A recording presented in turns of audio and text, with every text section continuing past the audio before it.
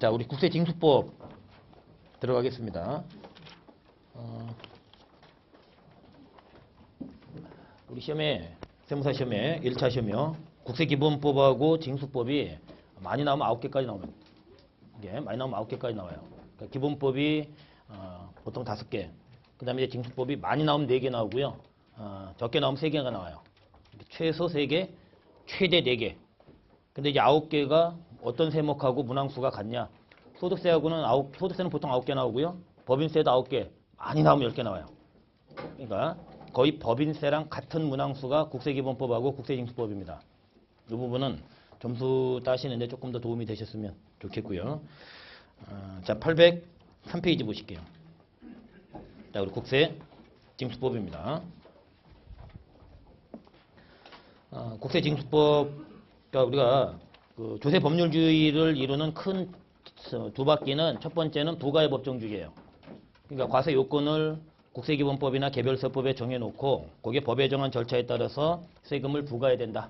그게 이제 부가의 법정주의고요. 두 번째는 징수 절차의 법정주의예요. 그러니까 고지, 독촉, 압류, 매각, 청산에 대하여서 법이 정한 절차에 따라서 그 절차가 진행이 돼야 된다. 그게 이제 징수 절차의 법정주의인데 그 징수 절차의 법정주의에 의해서 우리가 태어난 법률이 국세징수법이다.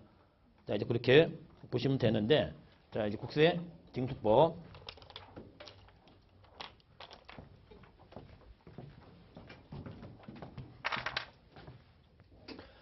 예, 몇 가지 이제 특징 보시고 제가 좀 소개를 해드릴게요. 우리 국세징수법의 특징은 첫 번째는 하위법입니다. 하위법. 자, 이게 우리 국세기본법하고 세법과의 관계하고 좀 많이 차이가 나는 건데, 우리 국세기본법하고 세법과의 관계는 일단 어떻게 해요? 국세기본법은 상위법임을 천명합니다. 그래놓고 국세부가의 원칙이라든지 맨 끝에 우리 보칙 이런 거는 세법의 특례를 규정한다면 그런 건 받아주겠다. 그러니까 원칙은 기본법은 상위법이고 그 다음에 세법의 특례를 허락하는 걸 예외적으로 특례로 인정하는 그런 방식을 취해요.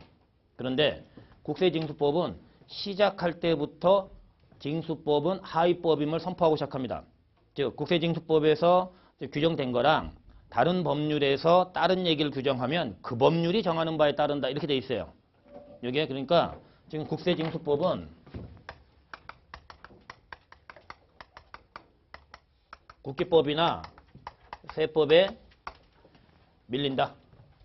하위법에 해당한다. 이 부분 하나 기억을 해두시고요. 그러니까 시험장에 들어가셔가지고요. 보기를 이렇게 문제를 봤더니 제가 못 봤던 보기다. 그런데 징수법하고 다른 법률과의 뭔가 관계를 물어보는 거다.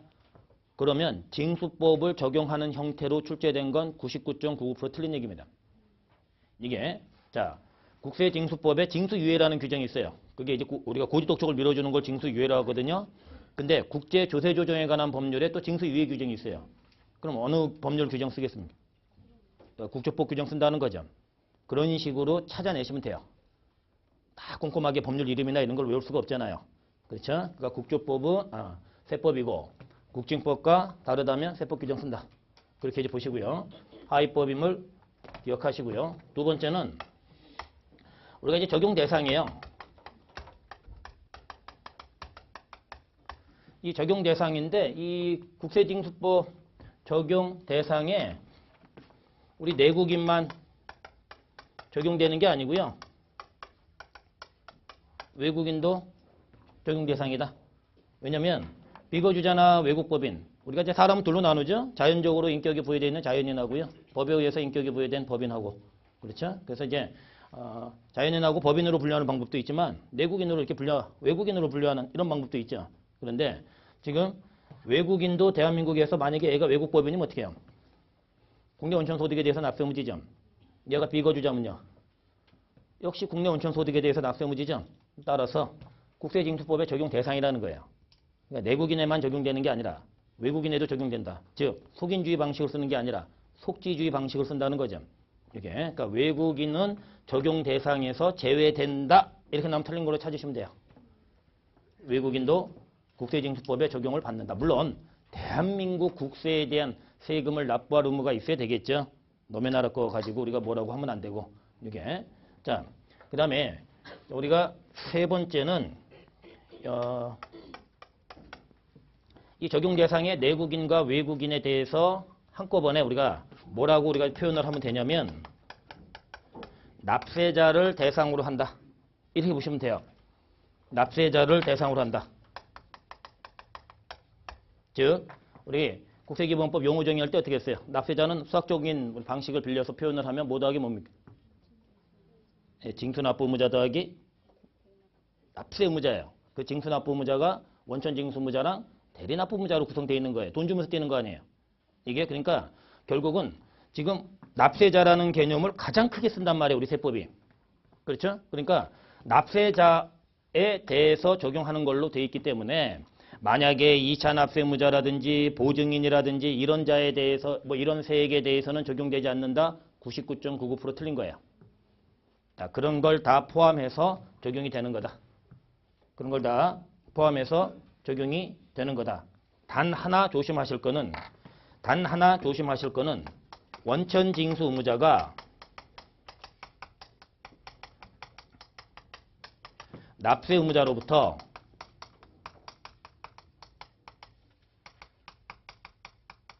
국세를 징수하는 경우 이 경우만 국세징수법 규정을 적용하지 않고요. 각 개별 세법이 정하는 바에 따른다 이렇게 되어 있어요.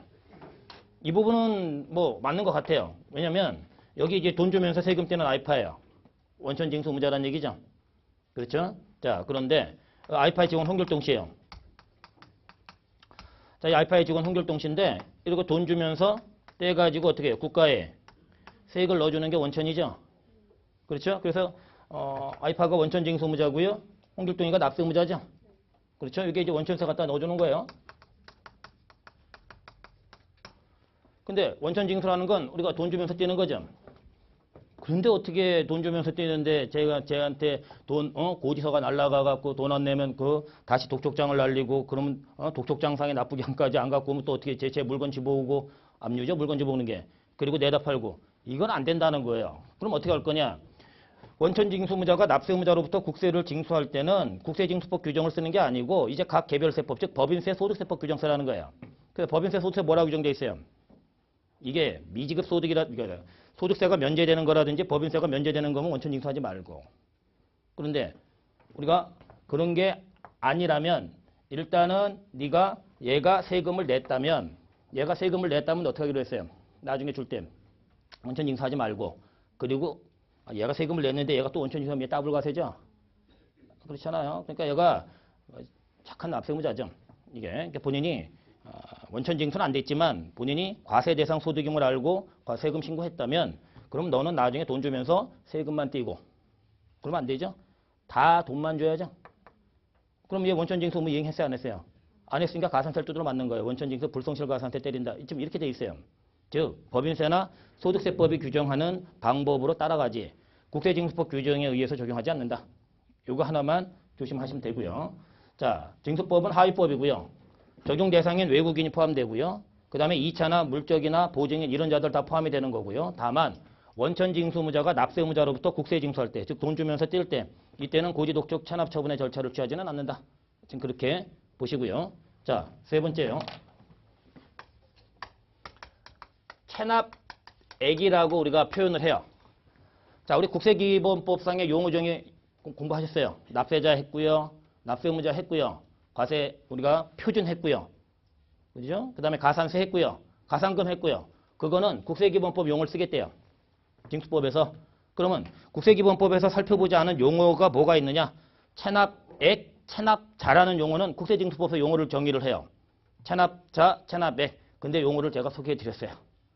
체납액은 무슨 글자의 줄임말이라고 했어요? 10글자 줄임말이라고 했어요. 국세, 가산금, 체납처분비. 이게 체납액이에요. 그러니까 체납액이라 하면 국세가산금 체납처분비를 일컫는 용어예요. 물론 우리가 독촉의 절차가 마무리되지 않았다면 체납처분비가 발생하진 않았겠죠. 그때는 이제 국세가산금만 될 것이고요. 이게 체납액이죠. 자, 근데 이제 체납자라는 표현이 나와야 돼요. 납부기한까지 세금 안 낸 자가 체납자라는 거예요. 납부기한까지 세금 안 낸 자가. 그거는 이제 국세기본법상 용어 정의 없었으니까 체납액과 체납자라는 용어 정의를 해줘요.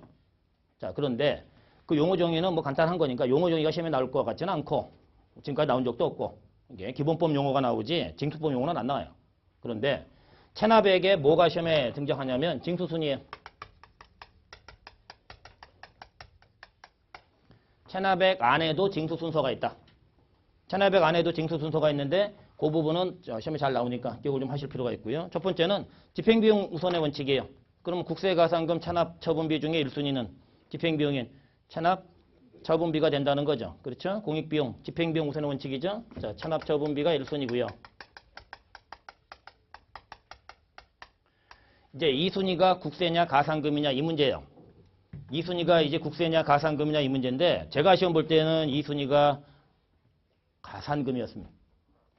이게 이제 문제였어요. 뭐가 문제였냐면 우리가 이제 중과상금 100만 원 넘어가면 때리죠. 한 달 지날 때마다 얼마 때려요? 1.2% 때리죠. 몇 개월 한도로요? 60개월 한도죠.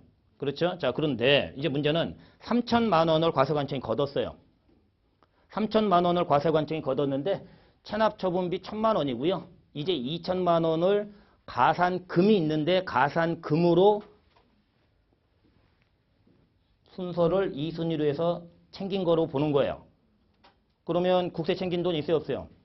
없으니까 중과상금 기준금액인 국세의 1.2%인데 중과상금을 때리는 기준금액이 안 줄죠. 그러니까 이 사람 중과상금 부담이 계속해서 줄지 않고 이게 부담스러운 거죠.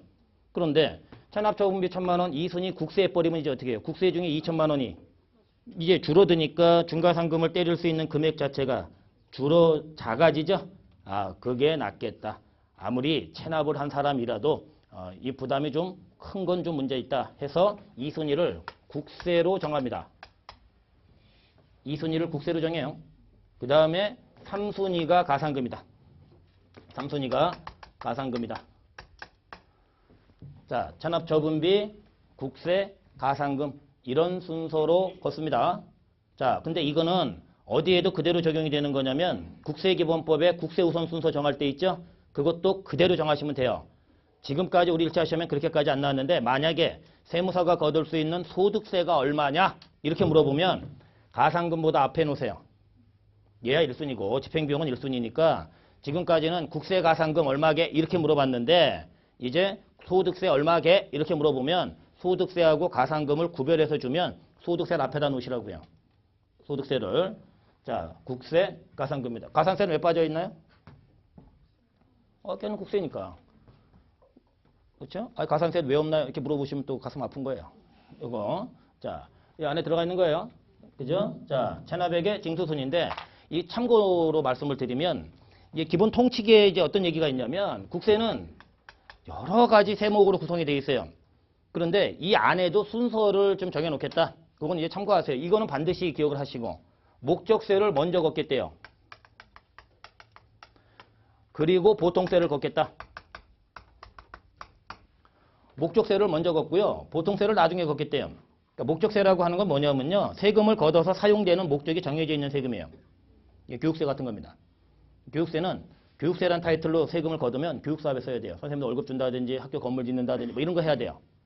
근데 법인세, 소득세, 부가세는 우리가 보통세라고 하는 건데 이런 거 세금 걷으면 딱 어디에다가 써라라고 정해진 게 아니라 일반적인 우리가 국가 재정에 쓰면 돼요. 뭐 도로를 놓는 데 쓰든 뭐 무기를 사는 데 쓰든 공무원들 월급 주는 데 쓰든 필요한 데 쓰면 돼요. 근데 목적세를 먼저 쓰라는 거예요. 목적세를. 그래서 교육세가 목적세고요. 교통에너지 환경세가 목적세예요. 교통과 에너지 환경 이런 데 써야 돼요. 그거 걷으면. 이게 뭐 그런데 얘는 이름 보면 냄새가 나니까요. 교육세, 교통에너지 환경세, 나머지 보통세다. 그 밖에 국세라고 이렇게 표현을 해요. 이거는 참고하시고요. 이거는 반드시 기억하시고요. 이게 해서 하위법이고요. 적용 대상에 대한 얘기. 근데 적용 대상에 대한 부분 중에 이 부분은 좀 조심하시고요. 그렇죠? 그리고 체납액의 징수순이 제일 잘 나왔고요. 이거. 자, 이제 그렇게 보시는데 803페이지 보시죠. 자, 우리 제정 목적입니다. 국세징수법의 개요. 그런 건 가볍게 보세요. 국세징수법은 국세 수입 확보를 위해 국세징수에 필요한 사항을 규정하기 위해 제정한 법률이랍니다. 그 화살표 얘기 조심하십니다. 자, 원천징수 의무자가 납세 의무자로부터 국세를 징수하는 경우에는 어떻게 해요? 국세징수법을 따르는 게 아니라 각 세법이 정하는 바를 따르겠다는 거죠. 그렇죠? 자, 국증법이 적용되지 않는다. 자, 타법률과의 관계인데 국증법에서 규정하는 사항으로서 국세기본법이나 다른 세법에 특별한 규정이 있는 것에 대해서는 자, 그 법률은 국세징수법을 의미하는 게 아니라 국세기본법, 다른 세법을 일컫는 용어입니다. 그 법률이 정하는 바에 따른다. 즉 하위법임을 기억하자. 이건 기본법하고 아예 시작 자체가 틀리죠. 그렇죠? 조심을 좀 하시고요. 자, 그 다음에 징수순위입니다. 자, 체납처분비가 1순위라는 거죠. 자, 2순위가 국세지, 2순위 가산금 아닙니다. 3순위가 가산금이다. 자, 밑에 국세는 교육세, 농특세, 교통에너지 환경세 있죠? 얘네가 목적세예요. 자, 교육세는 어떤 사업에 써야 될까요? 동세금 걷어서. 교육사업에. 농특세는 농어촌 경쟁력 강화 사업에. 교통에너지 환경세는 교통과 환경 주로 관련된 사업에. 뭐 도로 놓고 뭐 이렇게 종합시설 갖추고 뭐 이런 거요. 자, 그리고 기타 국세순이라는 거죠. 결국은 목적세를 먼저 때려놓고 그 뒤에 보통세 때려놔라. 그런 거고요. 그건 이제 국세 안의 순서예요. 그렇죠? 체납처분비, 국세, 가산금인데 국세 안에서는 목적세를 먼저 그리고 보통세를 걷도록 지금 징수법이 규정하고 있다. 자, 그렇게 보시고요. 자, 그 다음에 국세징수법 성격인데요. 지금 동그라미 1번에 조세징수에 관한 일반법이고요. 그 다음에 2번 국세기본법상 용어정의에 의하면 얘 종목과 세율을 규정하고 있나요? 너 이거에 대해서 3% 때릴 거야, 10% 때릴 거야 이렇게 세율 정하고 있는 게 아니죠. 그러니까 일반 세법, 세법이죠. 국세 개별 세법이 아니잖아요. 그렇죠? 자, 그렇게 보시고요. 그 다음에 국세징수에 관한 사항을 규정하고 있어요. 고지, 독촉 이제 보시게 될 텐데 좀 이따가 바로 절차법이라는 거죠. 뭐 고지서는 며칠 전까지 보내고 납부기한은 뭐 며칠 내가 돼야 되고 고지서에는 뭘 적고 근데 세금 안 내면 독촉장은 언제까지 보내고 어쩌고 저쩌고 막 그런 것들이 규정되어 있다고요. 이게. 다음. 자, 우리 용어입니다. 체납자하고 체납액이죠. 자, 이거 말고는 국세기본법 용어를 그대로 준용해서 쓰는 거예요. 그 법률이 정하는 바에 따른 이렇게 돼 있어요. 자, 납세자로서 국세를 납부기한까지 납부하지 아니한 자죠. 근데 이 납부기한까지의 이 납부기한은 뭘 얘기하는 거냐면 납세고지서하고 납부통지서상에 그 지정된 납부기한을 얘기하는 거야. 자, 우리 원래 납세무자한테 세금 내라고 날릴 땐 뭐예요? 용어가 납세고지서고요. 원래 납세무자 거를 소멸만 시켜주는 자들한테 우리가 날리는 서식의 명칭은 뭐예요? 납부통지서죠. 그렇죠? 그러니까 납세고지서 또는 납부통지서에 의해 우리 지정된 납부기한까지. 왜냐하면 납부기한은 독촉에 의한 납부기한도 있을 거 아니에요. 그렇죠? 그러니까 지금은 고지 절차에 의한 납부기한까지 돈을 안 내면 그자는 체납자요, 체납액이다 이렇게 되는 거죠. 예, 해서 밑에 체납액은 체납된 국세와 가산금, 체납처분비를 얘기한다. 이렇게 이제 보시고요. 자, 그다음에 이제 직접적인 징수제도하고요, 간접적인 징수제도다 이렇게 되어 있는데 지금 직접적인 징수제도는 우리 세정당국이죠, 우리 세무공무원이요, 직접 고지서 보내고요. 직접 상대방에 독촉하고 직접 가서 물건 가져오고 압류죠. 내다 팔고 이게 이제 직접적인 우리가 체납처분이에요. 그런데 광의의 체납처분은 뭐냐면 세무서가 직접 고지하고 독촉하고 압류하고 내다 팔아야 되는데 서울시가 먼저 압류가 들어간 거예요. 서울시가 먼저 압류가 들어갔어요. 근데 우리 서초세무서로 갈까요? 서초세무서도 받을 돈이 있어요. 그러면 이제 어떻게 해요? 서울시한테 우리 세무서도 받을 돈 있으니까 니네가 우선순서인 거 아는데 그 매각 대금쯤에 남는 거 있으면 우리 줄래? 이게 교부청구서예요. 이게 교부청구. 교부청구하는 거예요. 그러니까 교부청구에는 뭐가 들어가는 거냐면요. 법정기를 찍어서 보내는 거예요. 세무계. 왜 우리 국세기본법 하실 때 어떻게 했어요? 법정기일이 굉장히 중요했죠. 왜냐하면 담보설정이라고 뭘 비교해요? 법정기일하고 비교하죠. 그러니까 세무서 입장에서는 2015년 1기 부가세 법정기일 언제고 2015년 2기 부가세 법정기일 언제고 2016년 왜냐하면 한 번 체납하면 계속 체납하시는 경우가 일반적이거든요. 그러니까 이게 그걸 종이 쪼가리 한 장에 이렇게 쭉 법정기일하고 그거 금액하고 그 세목 이름 써가지고 그 기집행기관 있죠? 걔네들한테 이렇게 그 청구서를 보내줘요. 그게 교부청구예요. 그게 교부청구. 이게 그러면 우리가 직접 지금 여기서 우리는 서초세무서예요. 서초세무서가 직접 내다 파는 게 아니라 어떻게 해요? 서울시가 내다 파는 거 이러고 쳐다보고 있는 거죠. 광의의 체납처분이에요. 직접적이지는 않지만 큰 의미의 체납처분이라고요. 이게 그래서 지금 교부청구를 하면 우리가 소멸시효 중단이었어요, 정지였어요. 자, 우리가 어떻게 했어요? 권리행사를 하면 돈 달라고 권리행사하면 새롭게 줬죠. 고지, 독촉, 납부최고, 교부청구, 압류 중단이었죠. 그래서 소멸시효 중단사유 주는 거예요. 권리행사했으니까. 근데 정지는 뭐였어요? 권리행사를 할 수 없는 기간이니까 그 기간만큼 쉬었다 가자는 거죠. 빼달라는 거죠. 과태관청이. 그렇죠? 자, 교부 청구 중단이죠. 그 다음에 참가 압류는 뭐냐면 서울시가 먼저 압류를 했어요. 서울시가 먼저 압류했어요. 그러면 압류 선착수주의니까 어떻게 해요? 서초세무서가 지금 뒤에 압류를 붙어도 서울시를 이길 수는 없죠. 근데 서울시 뒤에 압류를 붙는 거에 참가 압류예요. 압류인데 서울시 뒤에 참가했다 해서 참가 압류입니다. 그럼 얘가 왜 필요하냐면 만약에 교부 청구를 했어요. 서울시에다가 종이 쪼개를 하나 보냈어요.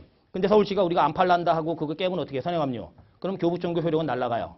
왜? 교부 청구의 효력은 뭐냐면 우리 받을 돈 있으니까 니네 이거 팔고 돈 나오면 그러면 내 몫에 의한 돈을 줘. 배당금 지급 청구권이에요. 배당금 지급 청구입니다. 결국. 그런데 선행압류가 깨져버리면 그 효력이 날아가는 거죠. 근데 이제 참가 압류를 해요. 참가 압류를 해도 원래 서울시가 그걸 깰 일이 없죠. 그래서 교부 청구랑 효력은 같아요. 원래 일반적으로는. 근데 서울시가 먼저 압류를 깨요. 그러면 이제 서초세무서가 그 권리를 갖는 거예요. 효력을. 선행압류가 없어졌으니까. 그럼 이제 서울시가 그걸 갖고 내다 팔 수 있다는 거죠. 그렇죠? 그게 이제 우리가 과세관청 입장에서 조금 더 안전한. 물론 이제 과잉압류의 느낌은 나죠. 생각이 없어요. 제가 찬압자예요. 서울시 압류해서 지금 갖고 가는데 서초세무서 또 압류해 간다 그러면 이거 승질이 확 날 거 아니에요. 시커먼 장보 입고 와가지고 이게 뭐 그럴 거니까 어쨌든 참가 압류는 교부 청구보다는 조금 과세관청 입장에서는 좀 안전적인, 그러니까 보다 더 직접적인 거죠. 적극적이고. 그러나 교부 청구는 소극적인 거죠. 종이 쪼가리 하나 보내고 기다리고 있는 거니까. 그렇죠? 네. 보시는데 광의의 찬압 처분입니다. 나중에 제도들 하나씩 다 보실 거예요. 자, 그 다음에 간접적인 납세 보전 제도는 뭐냐면요. 직접적으로 고지서를 보낸다든지 직접적으로 물건을 가져오는 압류를 한다든지 아니면 다른 곳에 환가 절차하고 있으니까 우리가 교부 청구서를 이게 아니라 간접적으로 세금을 안 내고는 못 버티기에 그렇게 간접적으로 유인하는 제도예요. 자, 그게 납세증명제도가 있고요. 관호사업 제한이 있고요. 체납자료 제공이 있고 미납국세 열람, 자, 체납자의 출국금지 요청인데 자, 이제 그거 하나씩 먼저 좀 보시죠. 자, 간접적인 납세보전 제도입니다. 첫 번째, 납세증명서예요.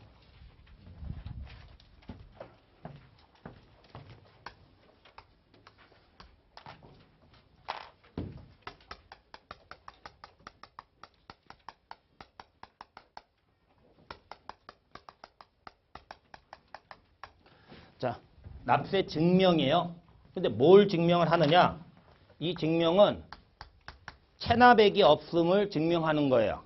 체납액이 없음을. 체납액이 없음을 입증하는 서류. 요걸 우리가 납세증명서라고 합니다. 체납액이 없음을 입증하는 서류.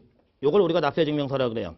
이 취지를 제가 하나 소개시켜 드려보면 제가 이제 행정관서하고 건설공사를 맡았어요. 10억짜리요. 10억짜리 공사를 맡았는데 이제 그럼 10억 받아야죠. 공사하고.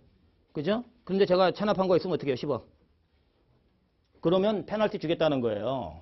이게 체납액 있는 거 확인해갖고 체납액이 있으면 까고 주는 거예요. 그리고 앞으로 이제 뭐 공사에 이제 불이익을 주는 거죠. 이게 그러면 이제 어떻게 하겠어요? 될 수 있으면 체납을 하지. 안 해야 되겠구나 해서 간접적으로 체납하면 공사 인허가 받고 사업하기 쉽지 않구나. 이걸 이제 인식시켜 주는 거예요. 체납하지 않도록 유도하는 거죠. 직접적으로 고지서 보내고 독촉장 보내고 압류하는 게 아니라. 이게 그런데 이 체납액이 없음을 입증하는 서류인데 뭐는 우리가 체납액이 없어야 발급되는 거죠. 그러니까. 그러면 과세되지 않은 게 있어요. 그러면 납세증명서 발급돼야 되나요? 말아야 되나요? 미과세된 게 있어요. 그럼 발급해줘야 돼요? 말아야 돼요? 세무서. 해줘야죠. 체납액이 있으면, 체납액이 없음을 입증하는 서류라니까요. 그럼 아직 과세가 안 된 거 있으면 난 체납한 거 있어요? 없어요? 없잖아요. 그럼 발급해줘야 될 거 아니에요. 그렇죠? 그러니까 그러니까 체납액이 없음을 입증하는 서류이기 때문에 미과세된 걸 당연히 포함해서 증명서를 발급을 해줘야죠. 당연한 얘기예요. 미과세된 자 포함이라고 되어 있는데 그 부분을 가끔 질문하신 분이 있어서 그건 당연한 얘기다. 당연한 얘기. 이게 그런데 문제는 이제 뭐냐면요. 자, 우리가 징수 절차가 뭐가 있냐면 여기 고지가 있어요. 그 다음에 독촉이에요. 그 다음에 압류. 이게 매각이에요.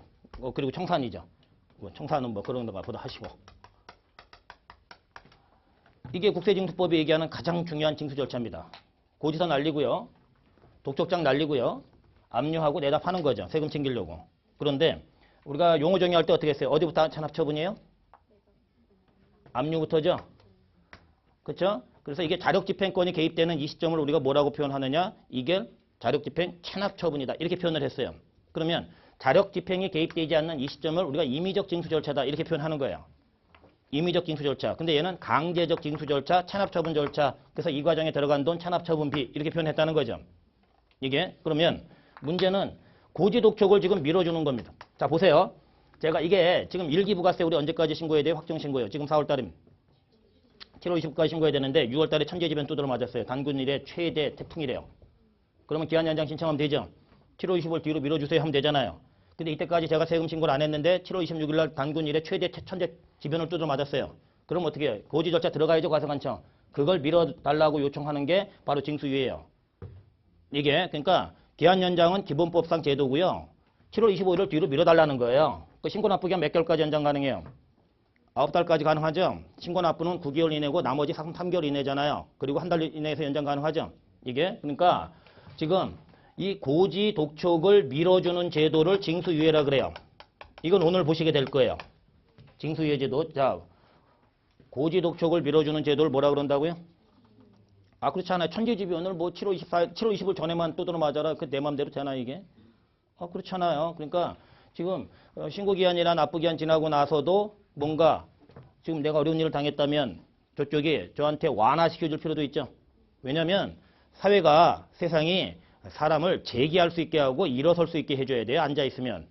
이거 징수유예 됐는데 너 7월 20일까지 세금 안 냈으니까 천재지변 알바가 뭐야. 정해진 날짜까지 돈 안 냈으니까 그냥 걷고 징수 절차 들어가서 쓰러뜨릴 거야. 이렇게 하면 국가적으로 손해죠.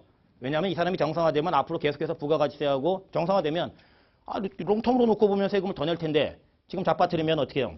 그러면 지금 근시안적인 시각인 거죠. 그 사회가 너무 따뜻하지 못한 거고. 이게 그러니까 이제 징수 완화 제도도 있다는 거예요.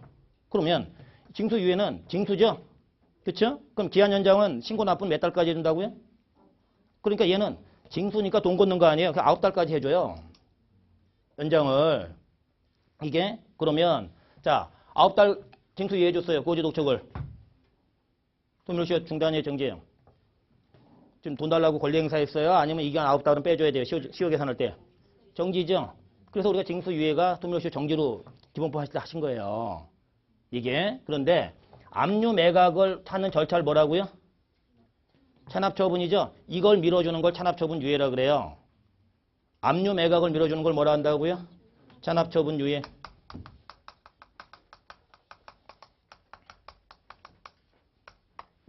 자, 고지독촉을 밀어주는 걸 뭐라 하고요? 징수유예. 압류 매각을 밀어주는 걸 찬합처분 유예. 자, 얘는 소멸시효 중단일까요? 정지일까요?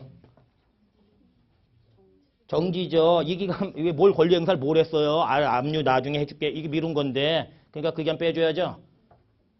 그렇잖아요. 그러니까 우리가 소멸시효 정지라고요. 그래서 정지가 뭐였어요? 분납하고, 연부연납하고, 징수유예, 찬합처분유예, 그리고 소송기간이었죠. 이게. 그러니까 중단이라고 한 건 권리 행사했으니까 새롭게 달라는 거고, 기존권 날리고, 정지는 뭐예요? 요 기간만큼 멈췄다가 새롭게가 아니라 잔여기간 이어서 가자는 거죠. 권리 행사가 불가능한 시기니까.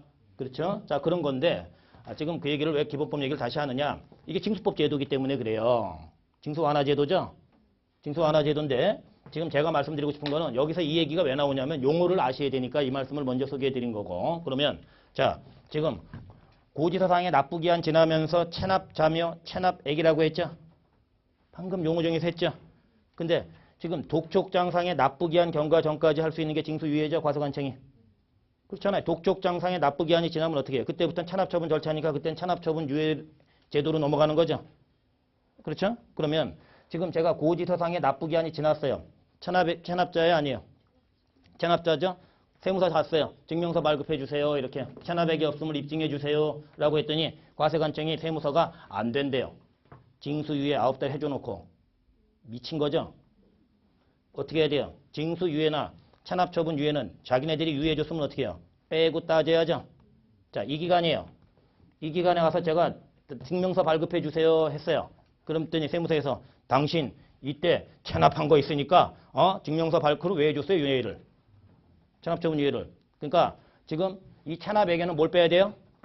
징수유예액, 체납처분 유예액은 빼고 체납액이 없음을 입증하는 서류. 요게 납세 증명서다. 그렇게 보시고요. 자, 시험에 나왔어요. 자, 보세요. 납세 증명서 기본적인 개념 좀 소개해 드리는 거예요. 자, 이제 그러면 우리가 납세 증명서와 관련해서 조금 더 얘기를 해보면 여기 이제 우리가 과세관청 등이에요. 행정관서입니다.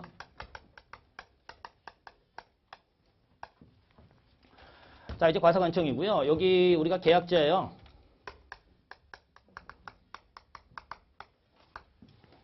자, 이제 계약자인데 요렇게 요 납세 증명서를 제출해야 되느냐 말아야 되느냐 지금 그 문제예요. 저거는 개념 얘기 말씀드린 거고요. 자, 그런데 첫 번째는 제출을 해야 된다는 겁니다. 자, 제출해요. 한번 생각해 보세요. 계약서 쓸 때 증명서 한 번만 확인한다고 가정할게요. 증명서 달달이 갖고 그러면 얼마 짜증나겠어요. 요거 그러니까 지금 계약서 쓸 때 과세관청이 납세 증명 체납 없음을 확인하는 게 과세관청 그들의 입장에서 유리할까요? 아니면 돈 줄 때 체납액이 없음을 확인하는 게 유리할까요? 돈 줄 때죠. 대금 지급 시이지 이게 계약 체결시가 아니에요. 시험에 그게 굉장히 많이 나왔어요. 이게 계약 체결시가 아니다. 계약 체결하고 공사 1년 6개월째 하면 어떻게 해요? 그 1년 6개월 동안 엄청난 체납을 할 수도 있죠. 이게 그러니까 자, 첫 번째 제출 대상의 사유가 정해져 있는데 첫 번째 뭐라고요? 대금 지급이지. 이게 계약 체결시가 아니라는 거예요. 이게 계약시 아니에요. 물론 뭐 계약서 쓸 때도 갖고 와라, 돈 줄 때도 갖고 와. 그럼 제일 좋겠죠. 그럼 제일 좋겠지만 대금이다. 돈이다, 돈. 자, 두 번째요. 자, 두 번째. 자, 우리 외국인은 국세징수법 적용되나요, 안 되나요? 되죠. 근데 이 남아프리카 공화국 사람이에요. 근데 우리나라에 세금 한 1억 원 낼 게 있는데 남아프리카 공화국 가면 우리 세금 걷기 쉬워요, 어려워요? 어려우니까 출국 심사할 때 납세증명서 내고 가라는 거. 그래서 세관에서 전산망이 딱 띄어갖고 이 사람 뭐지? 안 냈네? 저쪽으로 남아프리카 헤이 이쪽으로 이렇게 가라고. 외국인 출국 시에요. 외국인 적용 대상이라고요. 외국인 출국 시에요.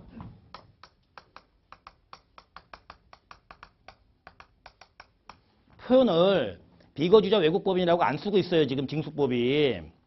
내국인, 외국인 얘들이 이렇게 용어를 쓰고 있지. 그러니까 법률마다 용어를 좀 다르게 쓰니까 좀 조심을 하셔야 돼요. 이게. 자, 세 번째요. 내국인 나갈 수 있나요, 없나요? 해외에. 나갈 수 있죠. 그러면 제가 이번에 하와이는 4박 5일 가기 좀 힘드니까 자, 이제 뭐 홍콩이나 이런 데 3박 4일 갔다 옵니다. 근데 납세증명서 내라 그러면 아유 짜증나 이러겠죠. 며칠 가지도 않는데. 그렇죠? 그런데 이제 어떻게 해요? 제가 대한민국 못 살겠어요. 여기 뭐 빠이빠이 하고 호주로 이민 가요. 캐나다로 이민 갑니다. 그러면 역시 어떻게 해요? 대한민국하고 세금 문제는 정산하고 가야죠. 그 캐나다, 호주 가버리면 또 세금 걷기 우리나라 국세청 입장에서 쉽지 않을 거 아니에요? 그러니까 증명서 확인하는 겁니다. 여권 발급 우리가 신청할 때 이민에 관련되어서 이제 거주 이전 여권에 신청할 때 그때 거기서 이제 갖고라고 하는 거죠. 첨부 서류로. 예, 해서 지금 내국인은 첫 번째는 국외 이주예요. 이민 간다 이렇게 생각하시면 되죠. 근데 또 하나는 이에 준하는 걸로 보는데요. 이 사람이 필리핀에 1년 넘게 가겠대요. 그럼 제2의 인생을 필리핀에서 한번 이럴 수도 있다는 거죠. 그럼 세금 안 내고 그러면 걷기가 곤란하고 문제가 될 수 있다 해서 1년을 초과해서 국외에 체류할 목적으로 나간다. 그러면 얘야말로 이제 또 여권 발급 신청할 때 그게 확인이 돼야 된다. 이제 해서 지금 1년 초과해서 국외 체류예요. 자, 요 세 가지가 현재 납세증명서 제출 사유로 국세징수법에 규정이 되어 있습니다. 이게 그런데 제출 면제요.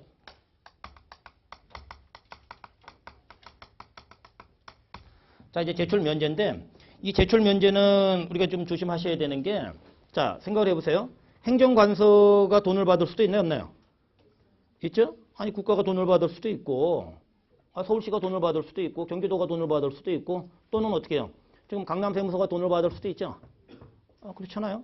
그런데 국가나 지자체나 세무서장이 돈을 받는데 그 부분에 대해서 납세증명서 확인하는 건 뭐 그건 좀 그렇지 않냐 해서 지금 면제를 시켜주고 있어요. 국가나 지자체나 세무서장. 자, 그 다음에 이제 문제는 뭐냐면요. 얘네들은 당연한 거죠, 이건. 이걸 뭐 서로 간에 확인을. 이게. 이제, 근데 이제 문제는 이게 이제 문제가 여기서 이제부터 등장해요. 시험에 요걸 조심하세요. 자, 여기 매각이에요. 현재 국세징수법은 매각의 방법을 두 가지로 규정합니다. 원칙은 공매예요. 우리가 공기관이 하는 매각이 공매인데 지금 세금 찬납을 하는 게 공매예요. 근데 공매가 공기관이 하는 매각인데 어떤 방법을 쓰게 되어 있냐면 입찰이나 경매 방법 둘 중에 하나를 쓰게 되어 있어요. 그러니까 공개 경쟁 방법을 쓰는 거예요. 근데 입찰이라고 하는 건 뭐예요? 종이 쪼가리라든지 뭐 이렇게 어딘가 금액을 표시하게 해가지고 최고가 순자를 위너로 정해놓고 그자한테 파는 거죠. 그 다음에 경매는 뭐예요? 공개 호가 방식을 쓰는 거죠. 모아놓고 어떻게 해요? 자, 이 커피 시작하겠습니다. 이거는 2,000원이고 호가 단위는 100원. 자, 2,000원부터 시작하면 너무 비싸면 안 되겠구나. 500원부터 시작하겠습니다. 호가 단위는 100원. 500원 나왔어요. 600원. 저쪽에 너무 많이 부르시네요. 그럼 200원씩 뛰겠습니다. 이거 700원, 900원 이렇게 가는 거 있죠. 그래서 결국 최고가한테 가는 이 방식을 써야 돼요. 그래야 제값 받을 수 있죠. 살려는 놈이 많아야 제값을 받는 거예요. 이게 뭐 저도 옛날 증권시장 다녔지만 항상 우리가 체크했던 게 뭐냐면 매도인 세력과 매수인 세력이에요. 이 새싸움이거든요. 그래서 매수 세력이 끄면 주가는 끌어올릴, 물론 이게 유동성 장세 일부러 그렇게 하는지도 하긴 하지만 그거란 말이에요. 그러니까 입찰이나 경매 방식을 써야 여러 놈 불러넣어갖고 경쟁 심리도 자극하고 제값을 받을 수 있다는 거죠. 그런데 문제는 두 가지예요. 첫 번째, 이 커피 안 팔려요. 그럼 어떡하죠? 시장에 암만 내놔도 살 사람 모아봐 했더니 안 팔려요. 유찰되고 그래서 반텀까지 떨어질 수 있어요. 반텀까지. 이게 원래 매각 예정 가격이라고 있거든요. 이 건물이에요. 그러면 뭐 이제 건물을 매각 예정 가격 10억으로 정한다. 근데 세무서가 막 10억으로 정하지는 않고요. 감정을 의뢰한다든지 그래서 가격을 정해요. 이것도 좀 시간이 걸려요. 그래서 이제 매각 예정 가격 10억을 공고를 해요. 그러면 10일 지나고 나서부터 팔 수 있어요. 왜? 사람들이 볼 시간이 필요하다 해서. 그런데 10억이 안 쓰고 어떤 사람이 최고가 썼는데 7억 2천 썼어요. 유찰이에요. 그럼 10억에서 10% 떨고요. 그럼 9억에 다시 내놓습니다. 없어요. 8억으로 내놓습니다. 7억, 6억, 5억까지 떨어져요. 그럼 총 몇 번 내놨는데 안 팔렸어요? 손으로 해보세요. 6번이지. 10억, 9억, 8억, 7억, 6억, 5억이죠. 그렇죠? 그러면 이제 과세관청한테 징수법은 어떻게 되어 있냐면 이제 다시 가격을 정해갖고 다시 재공매, 매각 예정 가격을 다시 정해서 공매로 가든지 또 아니면 이제 수의계약으로 팔 수 있다 이렇게 돼 있어요. 이게 수의계약이라고 하는 거는 공개적인 매각 방식이 아니라 자격 갖춘 몇 놈들한테 불러다가 사라. 뭐 그렇게 하는 거예요. 두 번째는 이게 건물이 아니고요. 이게 마약이면 어떻게 해요? 이게 마약인데 최고가 쓴 놈 죽게 다 모여. 대한민국 어떤 사람 이렇게 하면 돼요? 공익적으로 문제가 있다든지 아예 법적으로 문제가 있다든지 이런 거는 만약에 이 성분을 제약회사가 다루는 마약이다. 제약회사는 마약 성분 굉장히 많이 다루죠. 헤로인, 코카인 이런 것만 마약이 아니잖아요. 그러니까 우리가 암 환자들 말기암이면 어떻게 해요? 진통제가 다 그게 마약이란 말이에요. 이게 그러니까 이제 일부 제약회사들한테만 좀 해갖고 사라고 한다든지 그게 이제 수의계약이에요. 그러면 두 번째 이렇게 오죠. 지금 수의계약이에요. 그럼 개나 소나 막 사게 하겠어요? 과세관청 입장에서는 확인된 자들한테 이 약성분에 대한 걸 팔겠어요. 근데 좀 미안한 감을 느껴야죠. 아니 안 팔리거나 이거 팔 데가 없어갖고 좀 사라고 하는데 거기서 증명서 갖고 와 이렇게 하면 저쪽에서 짜증내겠죠. 이게 그러니까 수의계약일 때는 납세증명서 제출 면제 사유로 좀 규정이 돼 있어요. 수의계약에 의해서 매각을 할 때는 수의계약 법원이 요구해요. 뭐 법치국가 법원이 최고죠. 파산과 관련한 법원이 요구해요. 자, 하나 더. 자, 이번엔 이거예요. 이 사람이 받을 돈이 10억이에요. 자, 받을 돈 10억이에요. 10억인데 이제 이 사람 체납한 게 딱 10억이에요. 그런데 얘한테 의사를 물어봤더니 그거다 그냥 세금 낼게요. 체납액이 10억인데 공사대금으로 받을 돈이 10억이라고요. 근데 물어봤더니 그냥 그거 다 체납액 내겠습니다. 그러면 굳이 체납 내역을 확인할 필요가 이번엔 공사비 100억이에요. 근데 체납액은 10억이에요. 그러면 아까는 공사비 전액으로 체납세 전액을 퉁쳤지만 이번엔 이제 어떻게 해요? 공사비의 일부로 1,500 전액을 퉁친다면 굳이 이쪽에 이 사람의 차납 내역을 확인할 필요는 없다는 거죠. 그러니까 공사비의 전부로 퉁치든지 1,500을 아니면 공사비 일부로 1,500 전부를 퉁칠 수만 있다면 그렇다면 증명서 제출 면제로 끌고 가겠다. 결국 이거 요거겠죠 주로. 이게 뭐 몇 개나 있겠어요 이거. 이런 거 몇 개나 있겠습니까? 여기는 우리가 관심사항 아니고 법에 있으니까 이제 시험에 나오니까 한번 보는 거죠. 이게 그러니까 지금 찬압세액 전부를 납부한다면 계약대금으로 찬압세액 전부를 납부한다면 그렇다면 어떻게 해요? 납세증명서 제출 면제로 끌고 간다. 근데 계약대금이 돼야 되겠죠? 근데 계약대금의 전액으로 전부 납부할 수도 있지만 계약대금의 일부로 찬압세액 전부를 납부할 수도 있다는 거죠. 그러니까 찬압액이 10억인데 계약대금이 10억이에요. 두 번째는 찬압액이 10억인데 계약대금 100억이에요. 근데 찬압세액 10억만 다 날려주면 된다는 거 아니에요? 이게 그러니까 찬압액이 일부면 돼야 안 돼요? 찬압액이 계약대금의 일부가 아니고 찬압액의 일부면 돼야 안 돼요? 안 돼요. 자, 찬압액을 반드시 전부 날려줘야 돼요. 찬압액의 전부를 날려줘야 된다. 자, 이제 그렇게 보시고요. 자, 이제 우리가 지금 증명서는 계약자가 내야죠? 그렇잖아요? 증명서는 계약자 보고 갖고 오라고 해야 될 거 아니에요? 계약자가 돈을 받을 거 아니에요, 주로? 이런 건 많지 않을 거 아니에요?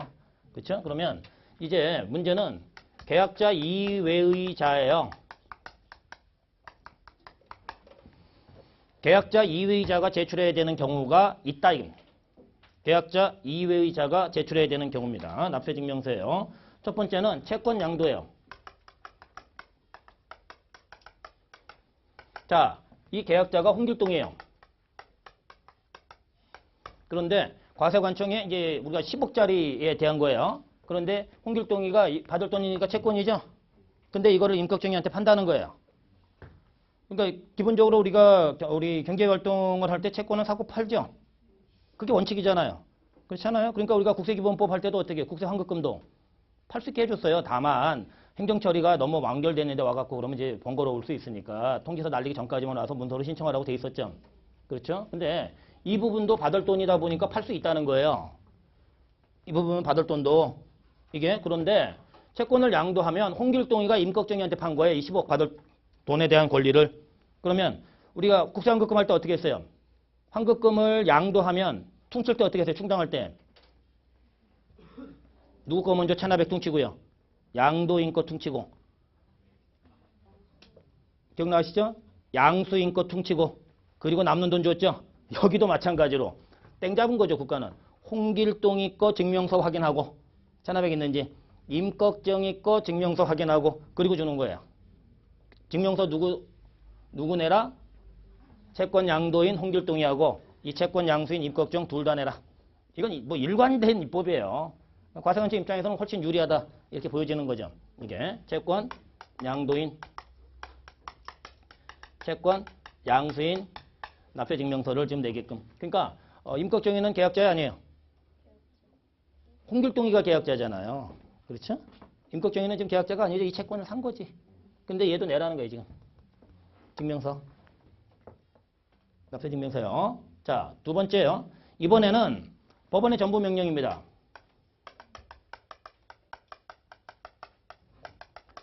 자, 아까 이 경우 채권 양도는 홍길동이하고 임꺽정이가 어떤 관계였어요? 채권을 사고 파는 관계였죠. 자, 이번엔 제가 임꺽정이에요. 제가 임꺽정이에요. 근데 얘가 지금 10억 받을 돈 있죠? 국가에 일해주고. 그렇죠? 근데 얘는 저한테 10억을 갚을 돈이 있어요. 맨날 전화 피하고 도망다니고 그러고 있어요.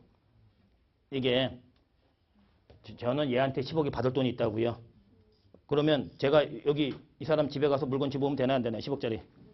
우리 사인간에는 자력 집행이 안 된다는 거죠. 법원에 도움을 얻어야지. 그렇죠? 그래서 법원에 가서 얘기했어요. 저 인간이 나한테 줄 돈이 있는데 안 줄 것 같으니까 요거 해가지고 저 주게 해라. 이게 그러면 이제 법원에서 명령이 떨어져요. 명령이 떨어져요. 그러면 누구 줘야 돼요? 돈. 압류채권자 저 줘야죠. 그렇죠? 그럼 증명서 제가 내는 거예요. 돈이 나한테 오니까.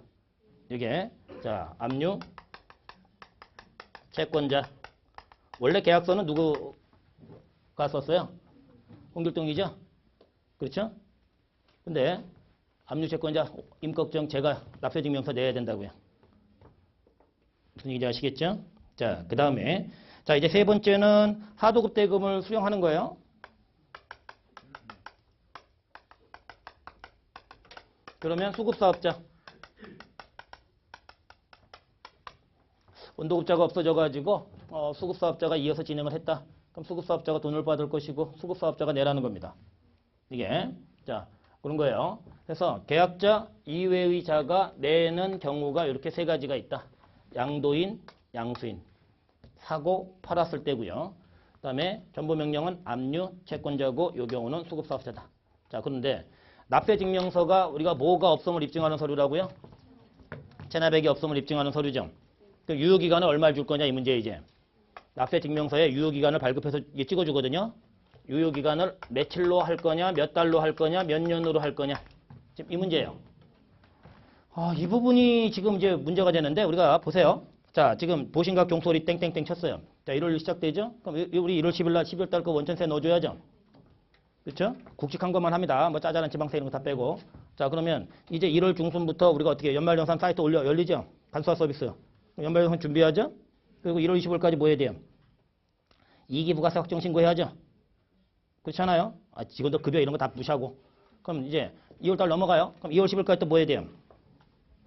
2월 10일까지 원천세, 1월분 원천세 넣어줘야죠. 그렇죠? 2월달에 연말정산 마무리 줘야죠. 그렇죠? 그리고 이제 3월 10일까지 또 뭐 해줘요? 원천세 넣어주고 3월 말까지 뭐 해야 돼? 자, 주총 이런 거 다 해야 돼요. 결산 다 이런 거 다 해야 되는 거고 그런 거 빼고 지방세 짜잘한 거 빼고 이제 3월 말까지 12월 말 법인은 법인세 넣어줘야죠. 그리고 다시 4월 10일까지 원천세 넣어주고 4월 25일까지 예정신고 넣어줘야죠. 정신없이 돌아간단 말이에요. 그 큰 것만 말씀드린 거예요. 잘 아시는 것들만. 이게 그런데 납세증명서 유효기간을 3개월, 6개월, 1년 이런 식으로 줄 수가 없다는 거예요. 계속해서 촘촘하게 세금이 이게 나오는데 이게 그러니까 얘는 유효기간을 30일만 준다. 증명서 유효기간을 한 달로 규정되어 있지 않고 30일로 규정되어 있어요. 30일하고 한 달은 다를 수 있죠. 그렇죠. 뭐 비슷한 날짜지만 기간이지만 30일이다. 자, 유효기간은 현재 30일간이다. 그런데 제가 3개월로 최근 한번 시험에 나왔어요. 제 기억에 작년인지 재작년인지. 그러니까 시험에 나와요. 날짜 가지고. 외워야 돼. 방법이 없습니다. 뭐 30일을 세 달로 내는데 어떡합니까? 그렇게 내는 시험엔 그렇게 준비하셔서 맞춰야지. 이게. 그리고 징수법은 가셔서 맞춰야 되니까. 조금 더 공부를 더 하셔야 되고. 법인세 해보세요. 가서 맞추실 수 있는가. 가서 해보세요. 인풋 아웃풋이 확실한 거 해야 돼요. 시간이 없을 때는. 이게. 자, 그렇게 보시고요. 자, 근데 문제는 제가 이렇게 해볼게요. 자, 제가 작년 소득세 언제까지 신고해야 돼요? 올해 5월이죠. 자, 제가 5월 20일 날 갔어요. 세무서에. 자, 증명서 끊어줘. 납세증명서 끊어줘. 이렇게. 그랬더니 유효기간은 이제 5월 20일부터 이렇게 30일 이렇게 표시해주면 어떻게 해요? 그럼 제가 5월 30일까지 세금 안 낼 수 있어요? 없어요? 있죠. 그리고 6월 1일 호주로 튀는 거죠. 필리핀으로 튀는 거죠. 안 되겠다. 법정 납부기한이 30일 안에 온다면 법정 납부기한까지 단축할 수 있다는 거예요. 물론 거기에 증명서에 표시를 그렇게 해줘요. 다시요. 지금은 법정 납부기한이죠. 소득세는 법이 정해놨잖아요. 5월 말까지 내라고. 그런데 제가 2014년 소득세를 안 냈어요. 그랬더니 고지서가 오늘 날라왔어요. 3월 말까지 내래요. 세금을. 그래서 제가 당장 화요일 내일 가서 증명서 끊어달라고 그래요. 왜? 4월 1일 날 튀려고요. 그랬더니 30일 끊어줘요? 바보죠. 그러니까 어떻게 해요? 법정 납부기한까지는 단축해서는 안 되고 고지된 납세고지서가 있다면 고지서상의 납부기한까지도 단축할 수 있어야 된다는 거죠. 이게 지금 오늘 며칠이에요? 6일인가 7일이잖아요. 그러니까 내일 가갖고 증명서 끊어줬는데 30일짜리 끊어주면 어떻게 해요? 4월 1일 날 튀면 되잖아요. 그러니까 지금 유효기간이 30일간이지만 법정 납부기한이나 고지서상의 납부기한이 이보다 빨리 온다면 그 납부기한까지로 단축할 수 있다는 거죠. 단축 가능. 언제까지로 단축 가능해요? 납부기한까지. 근데 이 납부기한은 크게 두 가지로 볼 수 있다는 거죠. 법이 정한 납부기한. 1기 부가세 확정신고 납부기한 언제? 7월 25일까지. 2016년도 소득세는요. 성실 아니라고 치고요. 5월 말까지. 그렇죠? 그렇게 그게 법이 정한 납부기한이고 고지서가 날라왔어요. 그랬더니 3월 7일 날 고지서 내 손 안에 딱 놓여줘요. 그랬더니 3월 말까지 세금 내래요. 그럼 그게 고지서상의 납부기한이죠. 그러니까 납부기한은 법이 정한 납부기한이 있고요. 고지서상의 납부기한이 있고 그렇게 보시면 돼요. 여기서는 자 납부기한까지 단축 가능하다.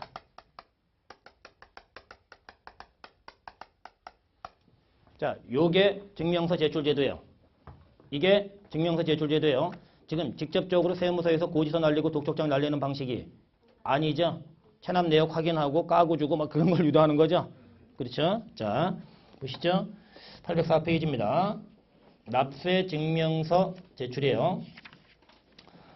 납세 증명서는 해당 증명서 발급일 현재 국징법 등 규정에 따른 징수유예, 체납처분 유예액을 제외하고죠. 이걸 포함하고가 아니라 아이 고지독촉 밀어주고 압류매각 밀어줘 놓고 그걸 포함해서 따지면 약 올리는 것도 아니고 자 다른 체납액이 없다는 사실을 증명하는 서류죠. 그렇죠? 자 체납액에는 자 우리 아까 무조건이라고 하긴 좀 그렇지만 대부분 어떻게 생각하시라고요? 납세자를 대상으로 하는 거다. 따라서 어떻게 해요? 본래의 납세물뿐만 아니라 2차라든지 보증인이라든지 물적이라 이런 걸 다 아울러서 포함해서 항상 판단하세요. 징수법 규정 보실 때. 자, 체납액에는 본래 납세 의무자로서의 체납액 말고 자, 우리 연대 납세 의무. 연대 납세 의무 세 가지 뭐야? 공유물 공동사업하고 법인 분할하고 신외사죠? 자, 그 다음에 2차 납세 의무 4개 뭐야? 청출법사죠? 여거 국세기본법상의 연대, 국세기본법상의 2차를 얘기하는 거예요. 그 다음에 양도담보권자, 물적납세가 하나밖에 없죠. 그 다음에 보증인이 부담하는 자 국세 체납액은 제외된다가 아니라 포함이죠. 그렇죠? 자, 제출 사유입니다. 자, 납세자 체크합니다. 미과세된 자 제외에 포함해요. 당연히 포함이 돼야죠. 체납액이 없음을 입증하는 건데 아직 과세된 게 없다면 체납액이 있을 리가 없죠. 이게 다음 어느 하나에 해당하는 경우에는 납세 증명서를 제출해야 된다. 이 경우 주무관서 등은 국세청장 세무서장에게 조회하거나 납세자 동의를 받아 행정정보 공동 이용을 통해 체납사실 여부를 확인함으로써 납세 증명서 제출을 가름해야 된다. 그러니까 대부분 이렇게 하겠죠, 요새는. 그렇죠? 그 전산 띄워보면 다 나올 거 아니에요, 바로. 요거 체납한 거 있는지 없는지. 이게. 자, 1번. 국가지자체 정부관리기관으로부터 대금을 자, 체크할게요. 대금을 지급받을 때죠. 정부관리기관이 어딘가요? 지금 국가지자체는 우리 알잖아요. 대한민국, 서울시, 경기도 뭐 이런 데고. 정부관리기관이라고 하는 거는 감사원의 검사를 받는 기관을 의미하는 용어입니다. 감사원의 검사를. 뭐 그건 시험 용어는 아니에요. 그냥 참고하시라고 말씀드리는 거고. 이게. 자, 그 다음에 2번. 국세를 납부할 의무. 징수납부 의무 포함이래요. 납세자를 대상으로 한다 그랬어요.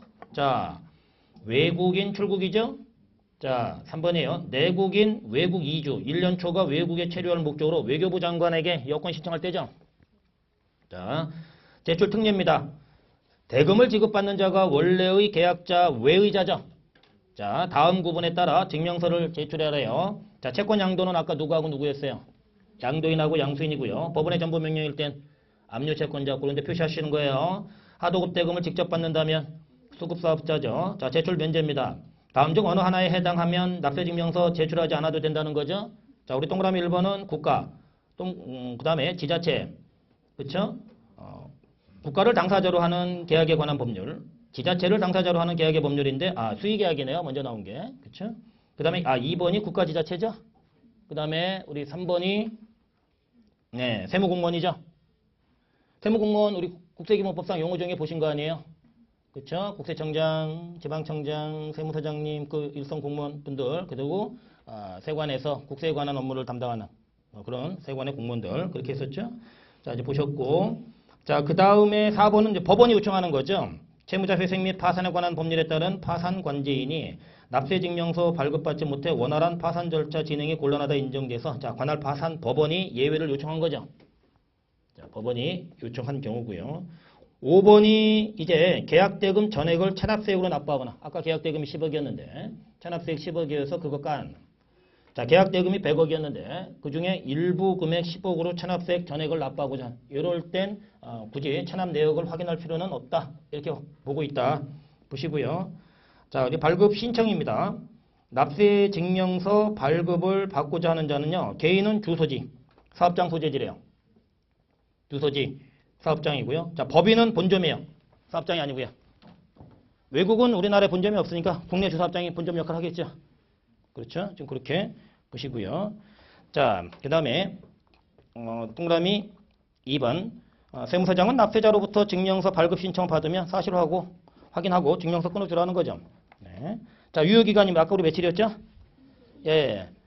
날짜 좀 조심하실 필요가 있어요. 30일. 오늘 나눠드린 핸드아웃 보시면 뒤에 날짜 이런 거 싹 모아놨으니까 가서 나중에 정리하실 때 그거 가서 보시고요. 금액하고 일자 싹 모아놨으니까. 자, 이제 지금도 하셔도 괜찮겠네. 이제 예. 이제 조금 뒤에 하셔도 될 것 같긴 한데, 예. 일단 이해만 하시고요. 암기하는 거는 시험장 들어가기 일주일 전에 외우시면 되니까. 그건 문제는 풀어보셔야 되고요. 자, 30일이고요. 다만 발급일 현재 신청인에게 고지된 국세가 있거나 발급일이 속하는 달에 법정 납기가 도래하는 국세 이상 어떻게 하기로 해요? 납기까지로 할 수 있다는 거죠. 그렇죠? 자, 그렇게 보시고요. 다음 미납 국세 열람입니다. 자, 두 번째요.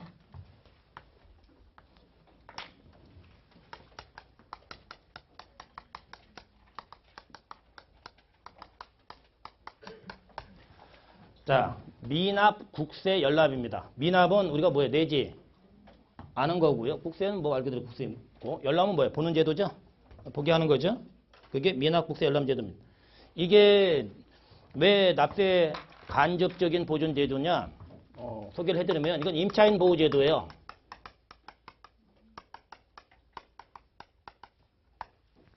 자, 임차인 보호 제도입니다. 그러니까 뭐냐면 제가 건물에 세를 들어가려고 그래요. 둘 중에 하나죠. 가게나 상가 또는 주택, 주거나. 그죠? 그런데 제가 만약에 보증금 5억을 넣고 가게를 해요. 가게를 합니다. 근데 건물주가 체납을 하면 어떻게 해요?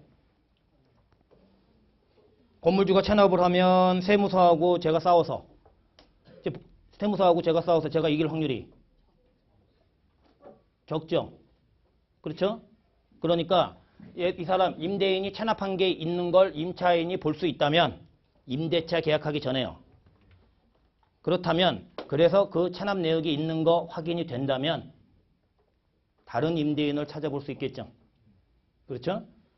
그러면 임대인은 자기 건물이 안 나가고 있는데 왜 안 나가는가 알아봤더니 내가 일부 체납한 내역 때문에 안 나가고 있다. 그러면 임대인은 세금을 내야 되겠구나 라고 이렇게 간접적으로 유도할 수 있다는 거죠. 그걸 지금 도모하고 그걸 꾀하는 제도가 지금 미납국세 열람입니다. 근데 이제 문제는 한계는 뭐냐면 지금 임대인도 보호해줘야 돼요. 이게 임차인 보호제도가 주 목적이지만 임대인의 체납 내역을 앞집 사는 홍길동 씨도 저기 가서 보고 옆집 사는 김길동이도 가서 보고 저 중학교 다니는 그 성춘향이도 와서 저 아저씨 체납했나? 가서 확인하고 이러면 돼요? 그러니까 임대인의 동의가 있어야 돼요. 왜냐면 그 다른 목적으로 물론 그러진 않겠지만 뭐 나쁜 데 정보 보이스피싱 팔아먹는다 그럴 수도 있기 때문에 임대인의 보호제도도 있어야 돼요. 근데 임대인의 보호제도가 반드시 임대인의 동의가 있어야 되거든요. 근데 그 임대인의 동의가 임대인 보호제도지만 임차인의 입장에서는 또 한계죠. 왜냐하면 임대인 강세시장에서는 어떻게 해요? 임대인 강세시장에서는 어떻게 하겠어요? 와가지고 동의서 들고 가야 돼요. 임대인 동의서. 이 미납국세 열람 임대인 거 보려면 임대인이 물론 이제 건물이 안 나가면 좀 모르겠는데 대부분 임대인 강세시장은 어떻게 하겠어요? 가시라고. 너무 알고 많으니까 속으로 그렇게 생각하겠죠. 이게 그래서 실제로 그렇게 유효하지는 않는다. 얘기해서 임대차 보호법을 바꿔줘야 된다라는 주장이 많이 나와요. 왜냐하면 표준 임대차 계약서에 이 사람 미납 내역을 아예 적게끔 세법에서 이렇게 유도하지 말고 계약서 상에 아예 임대차 계약서에 건물주의 지금 체납액 내역을 표시할 수 있게끔 제도적인 장치가 좀 돼야 된다라고 강력하게 요구는 하고 있어요. 일부 쪽에서. 근데 이제 일부 쪽에서는 웃기는 소리 하지 마라. 그러는 거고 이게 이제 그런 건데 이 부분은 미납국세 열람 제도는 취지는 그런 거다. 그렇게 많은 분들이 활용하는 제도는 아닙니다. 그런데 열람이에요, 열람 복사예요. 보고만 오는 거예요. 세무서에서 복사도 안 해줍니다. 임대인 그거 임대인 거 자료 복사해서 뭐 할 거예요, 그거? 임차인 이거 팔아먹을 거예요, 보험회사 이런 데다가? 예, 열람권이에요, 그냥. 미납국세 열람입니다. 자, 이제 그러면 여기에 과세관청이 있어요. 자, 여기 임대인이 있고요. 여기 임차인이 있습니다. 자, 지금 임대인하고 임차인이 임대차 계약을 체결한 후에 이걸 확인해야 의미가 있습니까? 임차인 입장에서는 임대차 계약을 체결하기 전일 때 이 제도가 의미가 있습니다. 전이죠. 자, 임대차 계약 체결 전.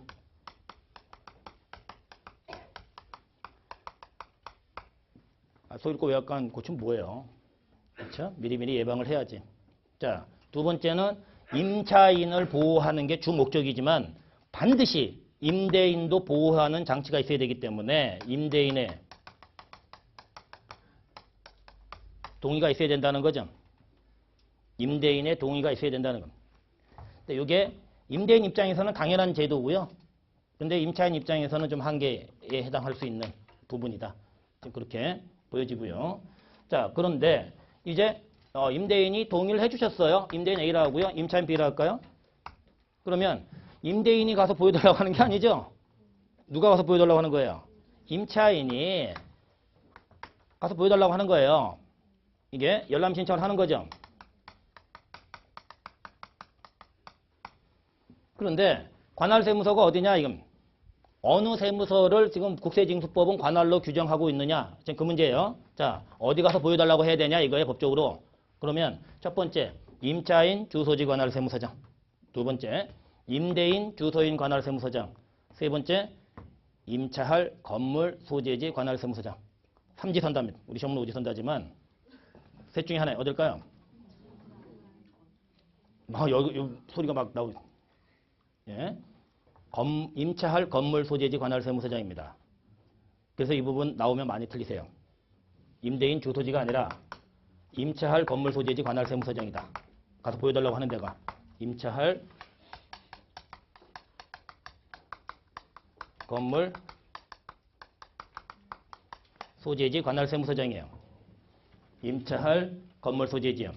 임대인 주소지나 임차인 주소지하고는 상관이 없다. 징수법에 의한 관할이에요. 자, 그러면 이제 열람 신청을 하는데 이 사람이 세법적 지식이 있다라고 가정을 할게요. 이 사람이 세법적 지식이 있다라고 가정을 하는데 이 세법적 지식이 있다라고 가정을 하면 뭐가 중요한 용어인지를 알아야 되냐면 법정기일이 중요하다는 용어를 알아야 돼요. 왜 법정기일이 중요하다는 걸 알아야 되냐면 우리 국세우선권 할 때 어떻게 했어요?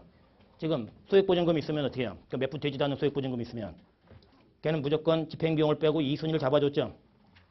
나머지 보증금은 어떻게 해요? 나머지 보증금은 어떻게 합니까? 나머지 보증금은 뭐하고 뭐를 비교하는 걸 역할을 해주냐면 확정일자하고 비교해주게 해줘요. 문제 풀어봤잖아요. 그렇죠? 확정일자하고 뭐를 비교해요? 법정기일하고 비교합니다. 법정기일하고. 그런데 이미 법정기일을 내가 확인할 수 있는 게 있다면 어떻게 해요? 저희 임차인이 B예요. 이미 법정기를 확인할 수 있다고 하면 계약 안 하는 거죠. 그렇죠? 그러면 자, 신고 납부세무에게 법정기일 언제죠? 신고했으면 신고일이고 신고 안 했으면 고지서 발송일이죠. 그렇죠? 법정기일은 국세의 존재를 확인할 수 있는 최초의 시점이라고요. 근데 그게 담보제분과 같은 효력을 주는 날짜라고요. 그렇죠? 그래서 신고 납부세무 소득세면 내가 5월 17일 날 신고했다? 그럼 5월 17일이 법정기일이에요. 신고일. 근데 내가 5월 말까지 소득세 신고를 안 했는데 세무서에서 다음 연도 5월 4일, 11월 11일 날 고지서를 보냈다? 그럼 11월 11일이에요. 법정기일이. 이게 그러면 자 이제 이 사람 입장에서 법정기일보다 내가 확정일자가 빠르면 나도 보호받을 수 있으니까 자 이제 보시면 여기 납부기한이에요. 자 이 사람 신고했어요. 미납이에요. 소득세를 할게요. 이 사람 거. 그러면 법정기일 드러나요? 안 드러나요? 드러나죠. 법정기일은 신고일이니까. 그렇죠. 이거 보여줘야죠. 그럼 얘가 어떻게 해야 돼요? 아, 법정기일 드러났구나. 가서 봤더니 오늘 이날 가서 봤더니 그죠? 자, 근데 세금을 안 내요. 안 내면 고지하죠? 고지서상에 납부기한이 있어요? 없어요? 있죠? 근데 지금 고지된 세금이 있는 이 시점에 가서 확인을 해요. 그럼 어떻게 해요? 얘가 신고를 했으면 법정기일이 이때고 신고를 안 했어도 고지서상의 발송일이 법정기일이니까 이 시점엔 어떻게 해요? 법정기일을 다 확인할 수가 있죠. 그러면 얘가 계약하면 안 되겠구나. 이걸 알 수 있죠. 자, 세 번째. 갔더니 이 시점이에요. 체납이죠. 이건 체납은 무조건 법정기일에 나온 거죠. 무조건 법정기일에 나온 거예요. 그러니까 이제 1, 2, 3 이게 열람 대상 국세예요. 다 보여줘야 된다 이게. 자, 1500 보여줘야 돼요, 말아야 돼요? 보여줘야죠. 납세 고지했는데 납부기한이 도래하지 않은 국세요. 보여줘야죠. 그 다음에 신고했는데 미납한 국세 보여줘야죠. 신고했으니까 법정기일 드러나죠. 이게 열람 대상 국세입니다. 그러면 자, 이 사람이 신청을 했으면 응해야 돼요, 말아야 돼요? 응해야죠. 응해야 돼요. 자, 이때 가서 보여달라고 했어요. 이때가 그러면 법정기일 확 드러나요, 안 드러나요? 드러나니까 즉시 보여주면 돼요. 가서 잠깐 계세요 해갖고 짜자자자 되셨나요? 그러면 돼요. 이걸 몇 시간 끌어요? 자, 법정기일 드러나요, 안 드러나요? 드러나죠? 드러나니까 즉시 보여주면 돼요. 얘가 문제예요. 신고했는데 지금 미납이죠? 신고했는데 미납이에요. 자, 우리 소득세 납부기한 언제죠? 5월 31일이죠? 근데 6월 1일 날 가서 보여달라고 그러면 국세청 전산 정리됐겠어요, 안 됐겠어요? 공무원들 야근하셔야 되는데. 며칠?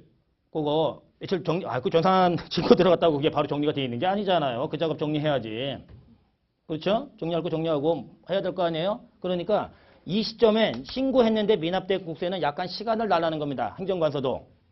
과세관청이 며칠을 주느냐 30일을 줘요.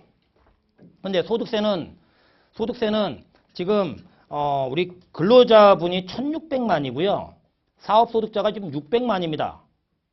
지금 그런데 5월달에 그게 쏟아져 물론 이제 근로자분들은 대부분 연말정산으로 뭐 5월달에 이제 근로소득이 있는데 5월달에도 신고하시면 뭐 조금 소득이 좀 일반적으로 많으신 분이고 요게 뭐 그런 건데 그러니까 30일 갖고는 짧다는 거예요. 종소세는. 그러니까 종소세는 60일을 주는 거예요. 그러니까 종소세만 60일이고 나머지는 30일이 지나면서 신청에 열람 신청에 응하라는 거죠. 이게 자 해서 얘네들은 언제 응해요? 즉시 응하는 거예요. 시간 끄는 게 아니라. 그런데 이제 이때 이쪽이 응해야 되는 거죠. 이거는 정리할 시간을 법적으로 주겠다는 겁니다. 자, 종소세 며칠이요? 60일. 나머지는 30일. 이 지나면서부터 응하면 된다고요. 자, 종소세 60일. 나머지 며칠이요? 30일이에요. 자, 그렇게 우리가 이제 보시면 되는데 자, 미납국세 열람입니다. 805페이지네요. 자, 우리 주택임대차보호법에 따른 주거용 건물, 상가건물 임대차보호법에 따른 상가건물을 임차하여 사용하려는 자. 임차인이죠?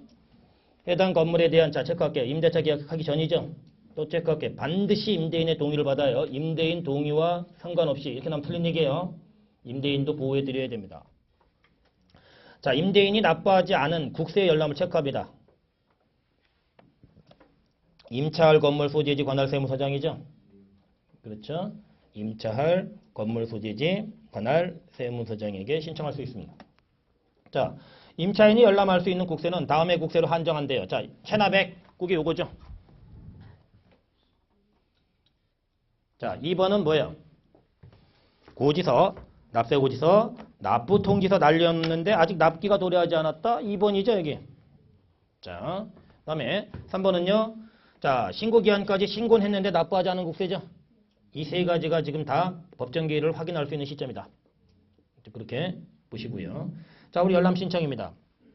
미납국세 등의 열람을 신청하는 자는 미납국세 등 열람 신청서에 임대인의 동의를 증명할 수 있는 서류 및 임차하고자 하는 자의 신분을 증명할 수 있는 서류를 첨부해 관할 세무서장에게 제출하신다. 임차할 소재지 관할 세무서장이었어요. 자, 이러한 열람 신청을 받은 관할 세무서장은 각 세법에 따른 자, 체크합니다. 신고 기한까지 임대인이 신고는 했는데 납부하지 않은 국세죠? 그렇죠? 거기에 대해서 지금 신고 기한으로부터 며칠이 지난 때부터 응하래요? 30일. 가로 종소세는 60일이에요. 그러니까 신고했는데 미납한 거에 대해서 30일, 60일 주는 거지. 이미 체납한 사실이 확인이 됐거나 이런 거를 뭐 가서 제가 보러 갔어요. 그랬더니 30일 뒤에 오세요. 그러면 또 다운하지 않을까요? 이 사람이 이미 체납을 했는데 6개월 전에 장난하는 것도 아니고 거기서 한번 보여주는 건데 그냥 그렇잖아요. 그러니까 이걸 무조건 다 세 가지 경우 다 30일, 60일로 보시면 안 돼요. 어느 경우만 30일, 60일이라고요? 신고했는데 미납한 경우에만. 무슨 얘기인지 아시겠죠? 자, 직접적인 세금 걷는 제도가 아니죠? 임대인한테 어떻게 간접적으로 푸시하는 제도죠. 프레스를. 그렇죠? 네. 그래서 간접적인 보존 제도의 두 번째가 미납국세 열람 제도입니다. 이게. 자, 세 번째예요. 자, 이번에는 관허 사업의 제한입니다. 자, 관허 사업의 제한.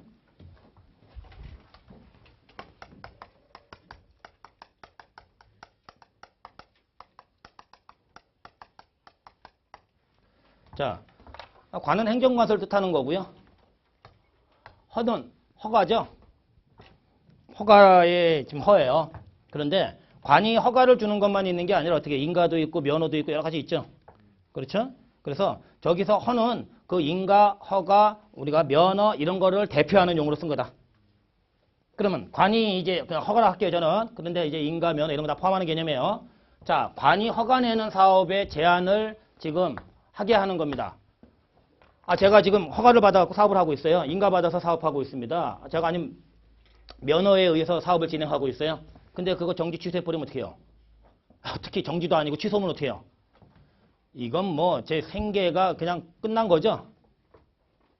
그렇죠? 이게 정지가 되면 어떻게 해요? 심각한 타격을 받겠죠. 그렇잖아요. 이게 뭐 이것 때문은 아니지만 세무사님들도 자격정지 받는단 말이에요. 세금 신고 잘못하시고 뭐 그러면 최근에도 모 연예인 세금 신고 잘못하셨다가 2년 정지 먹으신 분 계시죠? 이게 그러니까 신문에 나오면 안 돼요. 세상에 닿으면 안 됩니다. 이게 뭐 그런데 어쨌든 2년 정지 하셨는데, 그러니까 관이 허가 내는 사업 제한은 그런 취지예요. 네가 체납을 하면 허가 사업하기 쉽지 않을 걸 이렇게 가는 거죠. 그러면 허가는 두 가지 관점으로 볼 수 있어요. 시기적으로. 첫 번째, 제가 이제 준비하고 있는 단계예요. 그러면 지금 인허가 받았어요, 안 받았어요? 이게 사전 제한이에요. 단 한 번만 체납을 해도 그 허가를 주지 말라고 행정 관련 주무관세에 요청하는 거예요, 세무서에서. 단 한 번만 체납을 해도요. 근데 이미 인허가를 받아갖고 제가 사업을 진행하고 있어요.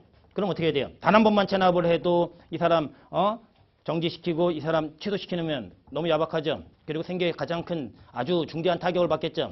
그래서 삼재나웃 제도를 써요. 3번 이상 체납해야 돼요. 3번 이상 체납했는데 체납액이 74,000원, 뭐 52,000원, 500만 원은 돼야 돼요. 그게 삼재나웃 500 기준이에요. 그게 사후적 제한이에요.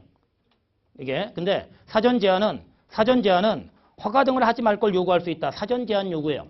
허가 등 제한 요구다. 이렇게 표현을 해요. 근데 사후 제한은 정지 취소 요구권이에요. 이미 네가 인허가 면허를 갖고 사업을 하고 있는데 그 부분에 대해서 멈추게 한다든지 그 부분에 대해서 취소를 한다든지 이건 사후적 제한에 대한 표현인데 정지 취소 얘기 나오면 사후적 제한이에요. 자, 그러면 지금 여기 과세관청이 있고요. 주무관서가 있을 거예요. 왜냐하면 국세청이 갖고 있는 권한은 뭐밖에 없어요. 사업자 등록은 뭐 등록이니까 뭐 그렇고 주류예요, 주류. 국세청장이 갖고 있는 게 주류 제조하고 주류 판매에 대한 걸 국세청장이 갖고 있어요, 지금. 그래서 이제 사업자 등록에 그걸 표시해 주는 거예요. 여기 이제 그런 건데 왜냐면 주세가 72%예요. 주세율이 72%니까 몰래 양조 제조해 갖고 팔고 오는 주세 포탈이거든요. 주세법 위반이고. 물론 그 뭐 식품위생법 이런 건 모르겠고 이게 이게 그런 건데 지금 여기 주무관서는 우리가 국세청이 갖고 있는 거는 술밖에 없으니까 사업자 등록하고 술밖에 없으니까 주류 면허 판매와 관련된 것밖에 없으니까 대부분 다른 행정관서겠죠. 이게 자 그러면 우리가 여기 홍길동 씨가 있어요. 자 이제 홍길동 씨가 체납을 합니다. 우리 홍길동 씨가 체납을 해요.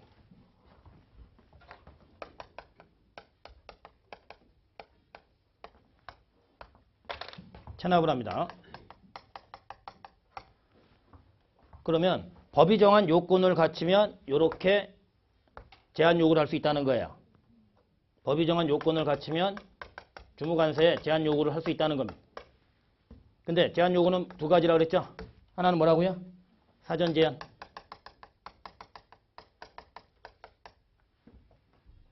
사전 제한. 얘는 뭐라고 표현하냐면 허가 제한 요구권이다. 이렇게 얘기를 해요. 허가 제한 요구권이다. 근데 법조문은 뭐 어떻게 끝나냐면 허가 등을 하지 말 걸 요구할 수 있다. 이렇게 끝나요. 허가 등을 하지 말 걸 요구할 수 있다. 이게 어쩌고 저쩌고 허가 등을 하지 말 걸 요구할 수 있다. 자, 횟수 금액 제한이 있어요, 없어요? 없다 이렇게 말씀드렸죠. 단 한 번만 체납을 해도 사전 제한 요구를 발동시킬 수 있다. 이게 자, 횟수 금액 체납액에 금액 제한 없다고요. 횟수 허가 등을 X에 하지 말 걸 요구할 수 있다고요. 자, 여기 횟수 금액 제한이 없습니다. 자, 그런데 사후 제한이에요. 사후 제한은 우리가 이제 뭐라고 또 표현하냐면 정지 취소 요구권이다 이렇게 얘기해요. 과세관청이 갖고 있는 정지 취소 요구권이다. 정지 취소 요구권이다. 그러니까 정지 취소 이런 얘기가 나오면 사후 제한이에요. 사후 제한이에요. 정지 취소 이런 얘기가 나오면 그러면 얘는 몇 번 이상 체납해야 된다고요? 3-4번은 돼야죠. 그렇죠? 금액은요? 500. 엔드로 맞아야 돼요. 엔드로.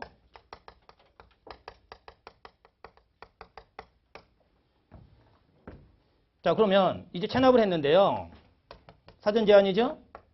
사후 제한이에요. 허가 등을 하지 말 걸 요구할 수 있다. 무슨 제한이라고요? 사전 제한. 자, 정지 취소 요구할 수 있다. 사후 제한이에요. 그래서 요구하면 여기는 별다른 얘기 없으면 응해야 된다는 거죠. 정당한 사유 없으면 주무관서는 주무행정관서는 이 요구에 응해야 된다.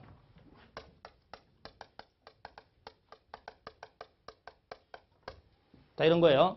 그러면 이 사람 이제 사전 제한 지금 사업을 꿈꾸고 있는 사람은 그 사업할 수 있어요, 없어요? 없고요. 이미 사업을 인허가 받아갖고 면허 받아갖고 사업을 진행했던 사람은 이제 어떻게 특히 취소 같은 거 당하면 당장 먹고 살기가 쉽지 않죠. 그러니까 저거는 어떻게 되는 거예요, 지금? 지금 저 사람이 이제 악성일 수도 있지만 그러니까 악의가 있어갖고 일부러 체납을 했을 수도 있지만 돈이 없어서 선의로 체납할 수도 있나요, 없나요? 그런데 난 열심히 살아서 난 조금이라도 돈 생기면 갚으려고 지금 발버둥을 치고 있는데 당신 체납했으니까 그리고서 앉아있는 거 잡아트려요. 제기고 뭐고 뭐 이런 세상이 다 있어. 이렇게 나와야 된다는 거죠. 그래서 정당한 사유가 있으면 이 요구를 하지 못하게 돼 있어요. 그래서 체납의 정당한 사유, 체납할 만한 사유, 돈이 없을 만한 사유예요. 그걸 이렇게 열고 해놓습니다. 그러니까 이 체납을 했는데 어떻게 돼요? 이 제한 요구권이 발동이 되려면 이 사람이 체납한 거에 대한 정당한 사유가 없어야 된다는 거죠. 네, 체납에 정당한 사유가 없어야 된다는 거죠. 그렇죠? 그런데 체납의 정당한 사유는 본인이 뭐 그냥 주장한다고 되는 게 아니고 뭐 정당한 거 뭐냐 안 되고 법에 이런 경우가 정당한 사유입니다. 라고 열거되어 있다는 거죠. 이게요. 자, 이제 그렇게 보는데 그럼 다시 한번 보세요. 지금 과세관청은 사업을 못하게 하는 게 목적일까요? 세금을 걷는 게 목적일까요? 세금을 걷는 게 목적이에요. 그래서 당신 이렇게 하면 제한 요구가 우리가 발동이 돼갖고 당신 사업에 지장을 초래할 수 있다. 라고 해서 해볼 테면 해봐. 뭐 그런 분들 많아요. 그런데 정말 요구권이 들어갔어요. 그러면 이쪽에 어떻게 해요? 이 똥줄 타죠? 얼른 빚내가지고 돈 없으면 가서 얘기하는 거죠. 낼 테니까 풀어달라고. 그럼 바로 요청해서 저쪽 풀게 해줘야죠. 저 사람 무너뜨리려고 하는 게 아니잖아요. 과세관청은. 간접적으로 해서 돈을 내도록 유도하는 거지. 그래서 이게 요청이 제한 요구가 들어갔는데 이 사람이 세금이 들어온다면 이거 풀어야죠. 그렇죠? 그렇게 돼 있다. 보시죠. 관어 사업 제한입니다. 자, 우리 체납액입니다. 자, 체납액은 관어 사업 자체에 관한 것에 국한하지 않고요. 기타의 원인으로 인한 체납과 본래의 납세의무 말고 2차 보증, 연대, 양도담보권자의 물적 납세의무 등을 원인으로 하는 체납액. 그러니까 아까 계속해서 말씀드리지만 어떻게 해요? 대부분 다 납세자를 대상으로 해서 쭉 진행을 하고 있다는 거죠. 규정들이. 그렇죠? 자, 우리 사전적 제한이 있고 사후적 제한이 있는데요. 사전적 제한입니다. 우리 세무사장, 지방청장 포함인데 납세자가 다음에 정당한 사유가 없이 국세를 체납했을 때요. 자, 허가라든지 인가라든지 면허, 등록, 갱신이 필요한 사업인데 주무관서에 해당 납세자에 대해 체크할게요. 허가 등을 하지 아니할 걸 요구할 수 있다. 이렇게 돼 있죠. 그렇죠. 사전 제한에 대한 요구 법적 표현은 그런 식으로 돼 있다. 그런데 지금 횟수하고 1,500 얘기 나와요, 안 나와요? 없죠. 자, 일단 정당한 사유 좀 이따 보시고 사후적 제한 보세요.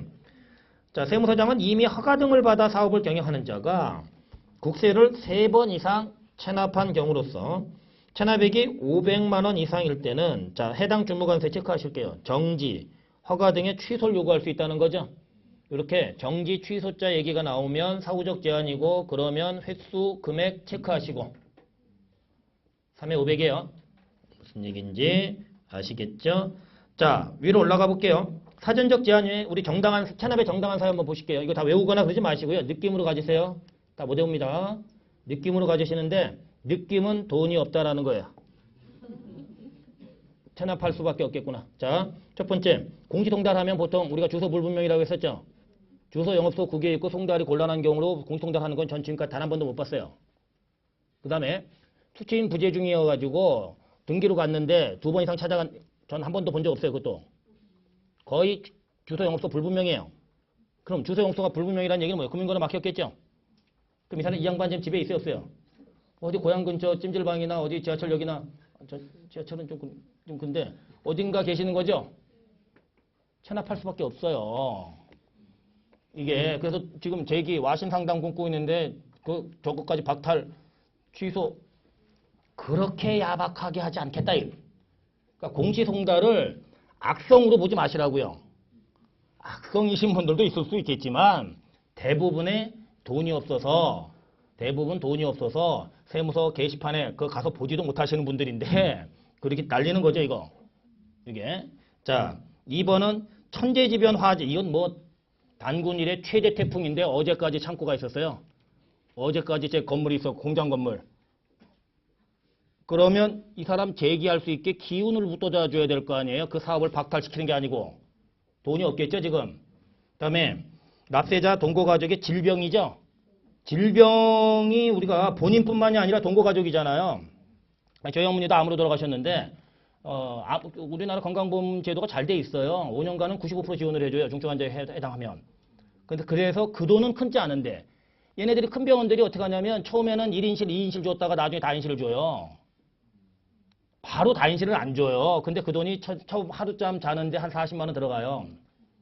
이게 그러니까 건강보험 자체는 잘 돼 있는데 입원실 비용이나 항암을 해야 되는데 그럼 거기 가고 근처 앞에서 뭐 그럴 수도 있겠지만 이게 뭐 그 돈이 많이 들어간다. 제가 말씀드리고 싶은 거는 항암이 이게 중요한 게 아니고 식구 하나가 중증에 걸리시거나 본인이 아프면 온 식구들이 그게 총력전이거든요. 저희 집도 그랬어요. 제가 막내인데 형님 계시고 누나 있고 저희 있는데 돌아가면서 가고 저도 일을 반 줄이고 돈이 무슨 돈 이렇게 해가지고 쭉 가가지고 했는데 뭐 어쨌든 이게 지금 돈이 없을 만한 사정이라는 거예요. 질병으로 납세가 곤란할 때 병원비 아까 이런 거 많이 들어간다 이렇게 생각하세요. 그냥 이게 신경도 많이 쓰이고 그 다음에 사업에 심한 손해를 입었어요. 부도가 났고요. 주유소 하는데 어떤 놈이 라이터 던져서 터지고 되는 일이 없어요. 노사분 저거 뛰두르고 다 덤벼 들고 있고 뭐 이런 거예요. 이게 자 강제 집행 당했대. 돈 있겠어요 이거?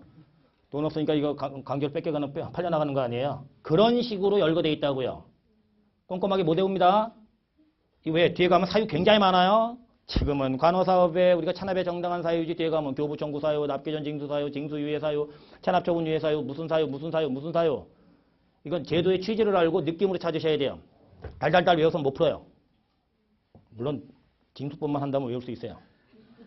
징수법만 하신다면. 자, 보시고요. 자, 사후적 제한 가실게요. 사후적 제한. 자, 세무서장은 이미 허가 등을 받아 사업을 경영하는 자가 국세를 3회 이상 체납한 경우로서 체납액이 500만 원 이상일 때는 해당 주무관서의 사업의 정지, 허가 등 사후적 제한 다시 합니다. 3회 500 정지 취소 핵심 키워드예요. 자, 보시고. 자, 그런데 여기서 3회 체납 횟수는 고지서 한 통이 1회래요. 당연한 얘기 아니에요? 고지서 한 통이 1회. 그렇죠? 자, 다음에 해당하는 경우에는 자, 정지 허가 등의 취소를 요구할 수 없대요. 자, 우리 위에서 살펴본 아까 공시송달, 천재지변, 뭐 질병, 뭐 이런 것들이죠. 그것도 사후적 제한도 안 된다는 겁니다. 그러나 납세자에게 곤란한 사정이 있는 사실을 세무서장이 인정하는 때죠. 그러니까 납세자에게 곤란한 사정이 있다는 건 뭐냐면요. 지금 관어사업을 영위하고 있어야 돼요. 근데 이 사람이 일시적 사정으로 지금 세금을 못 낸다. 이걸 일컫는 게 곤란한 사정이에요. 지금 이 사람이 관어사업을 영위하고 있다는 얘기는 뭐예요? 사후적 제한을 하지. 사후적 제한을 할 수는 없다 이거죠. 그럼 개념적으로 이 사람이 관어사업을 영위하는데 지금 일시적 사정으로 자금 사정이나 이런 사정 때문에 곤란해서 체납을 하고 있다면 사전적 제한을 요구할 수 있는 상황이 될 수는 없죠. 지금 이미 관어사업을 지금 하고 있는 중이라니까요.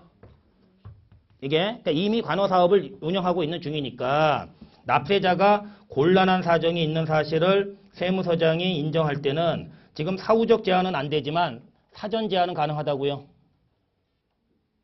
이게 자 그렇게 보시고요. 자, 그 다음에 요구의 철회입니다. 세무서장이 체납된 국세를 징수했을 때는 지체 없이 관아사업의 제한 요구를 철회하래요. 뭐 그렇게 해줘야죠. 돈 걷었으면. 다음 자, 주무관서 처리인데 사전적 제한과 사후적 제한에 따른 세무서장의 요구가 있다면 주무관서는 정당한 사유가 없으면 요구에 따라야 되고요. 조치 결과를 해당 세무서장에게 알려주랍니다. 자, 다음 페이지 보시죠. 조금 더 하고 시겠습니다. 자, 이번엔 체납 자료의 제공이에요. 자, 지금 간접적인 납세 보존제도 보고 계신데요. 체납 자료 제공은 이런 거예요. 지금 제가 지금 대출금이 있어요. 신용카드 쓰고 있고요. 사업을 할 때 대출금이 없는 분이 많지는 않죠. 이게 그런데 지금 제가 체납을 해요. 체납을 해요. 그런데 과세관청이 체납 자료를 신용정보기관 등한테 줄 수 있는 거예요. 그럼 제가 체납했다고.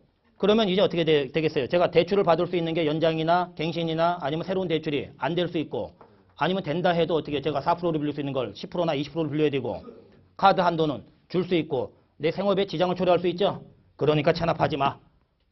그걸 유도하는 제도가 체납자료 제공이에요.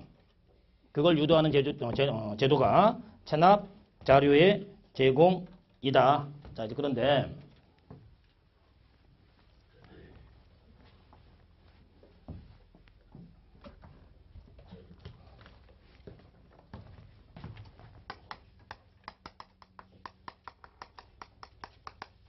자, 이제 체납자료 제공인데 지금 첫 시간에 보시는 거는 고지서 날리고 독촉장 날리는 건 하나도 없어요.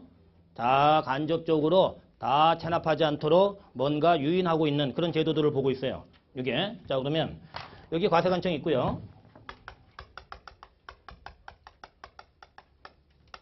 여기 이제 신용정보 뭐 자료집중기관이라든지 평가하는 데라든지 뭐 이런 기관 등이에요. 자, 우리 여기 홍길동 씨가 있습니다.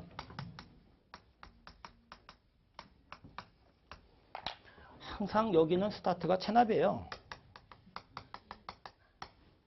체납이요. 자, 체납을 했습니다. 자, 이제 체납을 했는데 이쪽에서 먼저 요구를 하는 겁니다. 과세관청이 먼저 다 그냥 보도자료를 뿌리는 게 아니고 이쪽에서 먼저 요구가 들어오는 거예요. 이게 자, 먼저 체납이 돼야죠. 그런데 이쪽에서 심사에 필요하니까 평가에 필요하니까 자료 달라 확인해 달라 라고 하면 그러면 체납 자료를 제공한다는 겁니다. 먼저 주게끔은 돼 있지 않다. 이게 자료 제공이에요. 근데 한번 생각해 보세요. 지금 분쟁 중에 있으면 어떻게 해요? 불복이나 우리가 소송 중에 행정소송 중에 있으면 그러면 이 사람이 이길 수도 있죠. 그렇잖아요. 근데 자료 줘갖고 페널티를 주면 불이익을 주면 어떻게 해요? 경제활동하는데 지장을 초래하게 하면 행정가서 미친 거죠. 그렇죠. 그러니까 불복 제외요. 소송 중에 있다면 주지 마라. 두 번째, 아까 우리가 징수유예 체납처분유예 있었죠? 체납처분유예 놓고 여기 불이익 줘라 이렇게 주면 이거 뒤통수 치는 거죠? 그렇잖아요. 체납처분 유예했는데 얘 이제 대출 이자를 좀 올려 뭐 이렇게 주는 징수했더니 잡아뜨리는 거죠. 앉은 사람 이렇게 줘야 돼요. 그렇죠? 그러니까 징수유예나 체납처분 유예 등 이런 사유일 때는 자료 주지 말라는 거예요. 그런데 이 문제가 되는 거는 뭐냐면요. 이 사람이 체납을 했어요. 지금 과세관청에. 근데 단 2만 원 체납했더니 이렇게 불이익하게 할 거냐. 이것도 체납에 어느 정도 금액적으로 법이 정한 요건을 갖춘 그런 사람에 대해서만 자료를 줄 수 있도록 하자. 이게 그래서 첫 번째는 우리가 1년이 지났어요. 이미 체납한 게. 근데 그 금액이 500이 넘어가요. 500만 원을 많이 쓰고 있네요. 500만 원을 징수법이 500을 왜 좋아하는지는 잘 모르겠습니다. 이게 근데 금액이 나중에 좀 올라가야 되지 않을까 좀 싶어요. 갈수록 우리가 인플레이션 되고 하니까 이게. 근데 두 번째는 이건 체납한 지 1년 지났죠. 근데 금액이 500 이상이죠. 근데 1년에 또 3번 이상 이건 상습이에요. 1년에 3번 이상 체납을 해요. 한 번 200, 또 한 번 200, 또 한 번 200. 3번 이상 지금 3번 체납했죠? 합치니까 얼마 돼요? 600이죠? 그럼 1년에 3회 이상 체납했는데 그 합친 금액이 500 이상이면 명단을 줄 수 있게끔. 이게 그러니까 얘는 한 방인데 1년 지났는데 500 이상인 거고 또는 1년에 몇 번 이상 체납이요? 3번 이상 체납을 했는데 이거 합치니까 500이에요. 그러니까 이제 어떻게 우리가 볼 수 있냐면 얘는 그냥 고액의 관점이라는 거죠. 단 한 번 체납을 했어도 500 이상이라면 얘는 뭐예요? 상습이라는 거죠. 1년에 3번 이상 체납하고 그 금액이 500 이상이라면. 자, 그러면 지금 보세요. 아까도 얘기했지만 어떻게 해요? 이 사람 잡아뜨리자는 제도인가요? 세금 내게 하자는 제도죠. 그래서 연락이 와요. 이거 당신 이렇게 하면 저기 가서 이제 불이익 갈 수 있다. 이게 근데 뭐 갔어요. 근데 깜짝 놀래가지고 세금 내면 어떻게 해요? 왜 그러냐고 막 욕을 한 바가지 하고 그리고 이게 내면 그러면 다시 또 어떻게 돼요? 요거 이렇게 세금 납부하면 이 부분 풀어야죠. 얘기해야 될 거 아니에요. 다 그걸 요구하는 거예요. 지금 보시면 여기도 어떻게 했어요? 지금 간호사업 제한 요구가 들어갔어도 이 사람이 세금을 낸다면 풀어줘야죠. 풀어달라고 행정가서 요구해야 될 거 아니에요. 여기서도 어떻게 해요? 지금 체납 자료가 넘어갔어도 어떻게 해요? 세금 이제 앞으로 이제 네? 이렇게 해갖고 풀어달라고 해야죠. 이게 자 이제 보시면 자 우리 규정입니다. 자 우리 세무서장 지방청장 포함인데요. 국세징수 공익 목적을 위해 필요한 경우로서 신용정보 이용 보호에 관한 법률 규정에 따른 신용정보업자, 신용정보 집증기관 등이 다음에 해당하는 체납자의 인적사항 체납액에 관한 자료를 요구한 경우 줄 수 있다는 거죠. 먼저 뿌려라가 아니고요. 자, 1번이 고액의 개념으로 소개해드렸네요. 1년 지나 500이죠. 2번은 상습의 개념으로 소개해드렸어요. 1년에 몇 번 이상이요? 3번 이상이고요. 금액은 똑같이 500입니다. 체납된 국세와 관련해 다음에 해당하는 사유가 있을 때는 체납 자료를 제공하지 않는데요. 자, 이제 불복이나 소송이 계류 중이죠. 다음 체납처분 유예죠.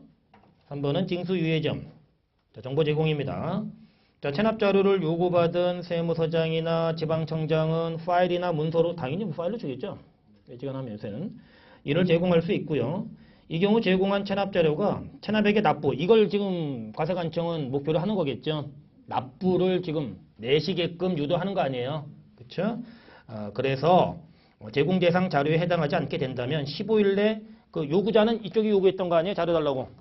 얘한테 알려주라는 거죠. 며칠 내요? 네, 15일 내. 이 사람이 어떻게 하면요? 납부하면 15일 내 풀으라고 얘기하라는 거죠. 네, 그렇게 우리가 볼 수 있겠습니다. 자, 정보 누설 금지입니다. 체납 자료를 제공받은 자는 이를 업무 목적 외로 누설하거나 이용해서는 아니 된대요. 그러니까 지금 얘가 체납 자료를 받았는데 어떻게 해요?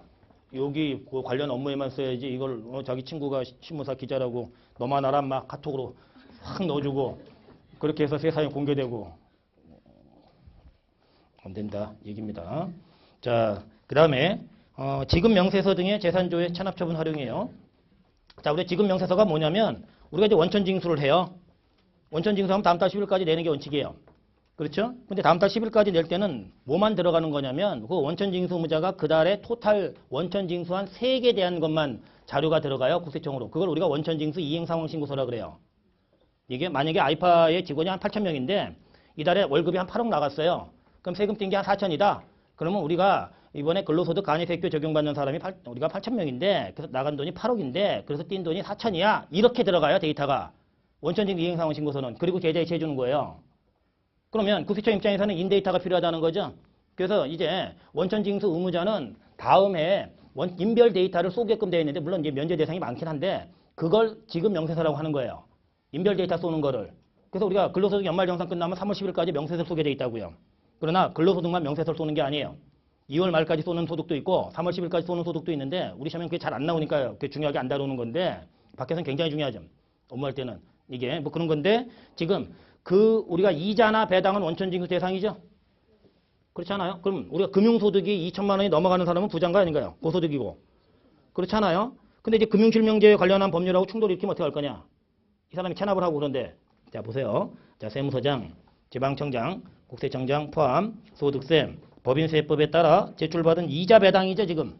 이 지급 명세서 등 금융거래에 관한 정보를 금융실명거래 및 비밀보장에 관한 법률에 불구하고 찬압자의 재산조회와 찬압처분을 위해 사용할 수 있다는 거죠. 이제 아시겠죠? 자, 다음 출국 금지 요청입니다. 자, 거기까지 보시면 간접적인 납세 보존 제도가 끝납니다. 우리 시험 문제 가운데 한 문제 정도 나오는 파트에 지금 이게 간접적인 납세 보존 제도가요. 이게 자, 출국 금지 요청이에요.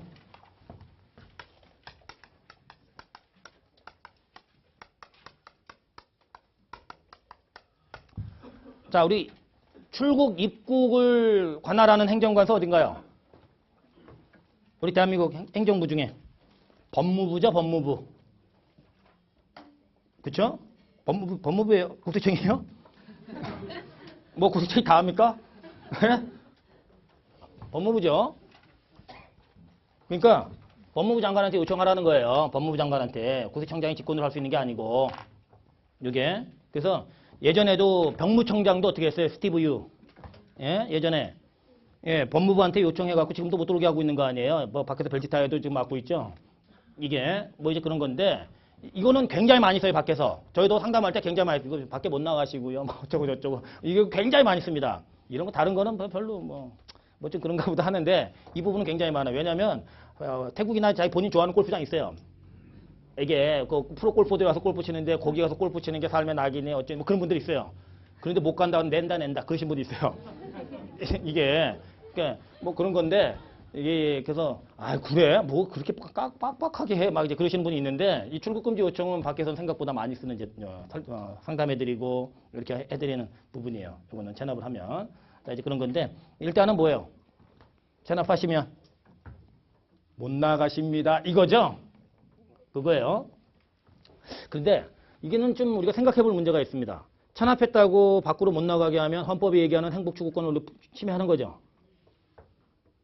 아, 그렇잖아요. 그 사람 골프가 자기 행복의 최고라는데.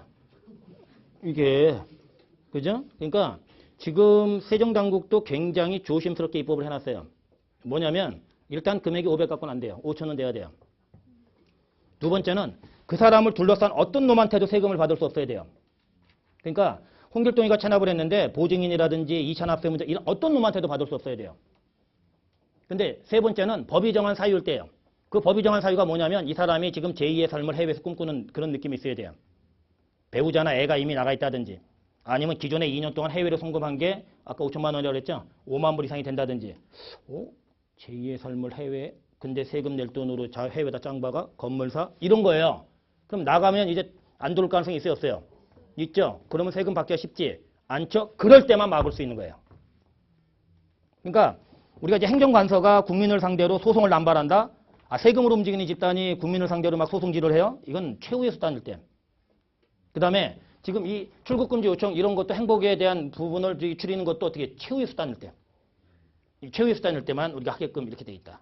지금 해서 보시는데 여기에 과세관청이 있고요. 근데 국세청장이에요. 여기는 대놓고.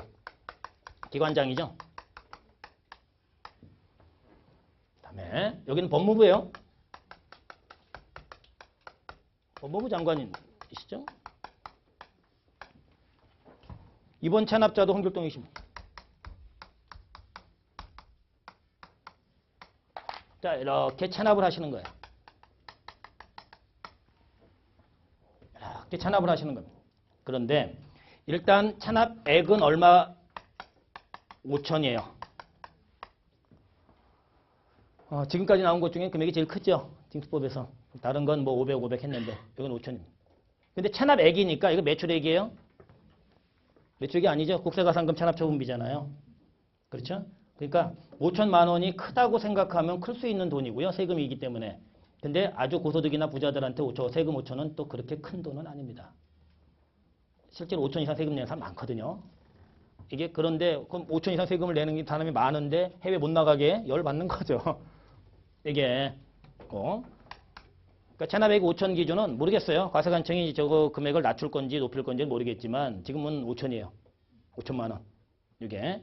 그런데 체납액 5천이고요. 자, 세금 징수가 곤란해야 돼요.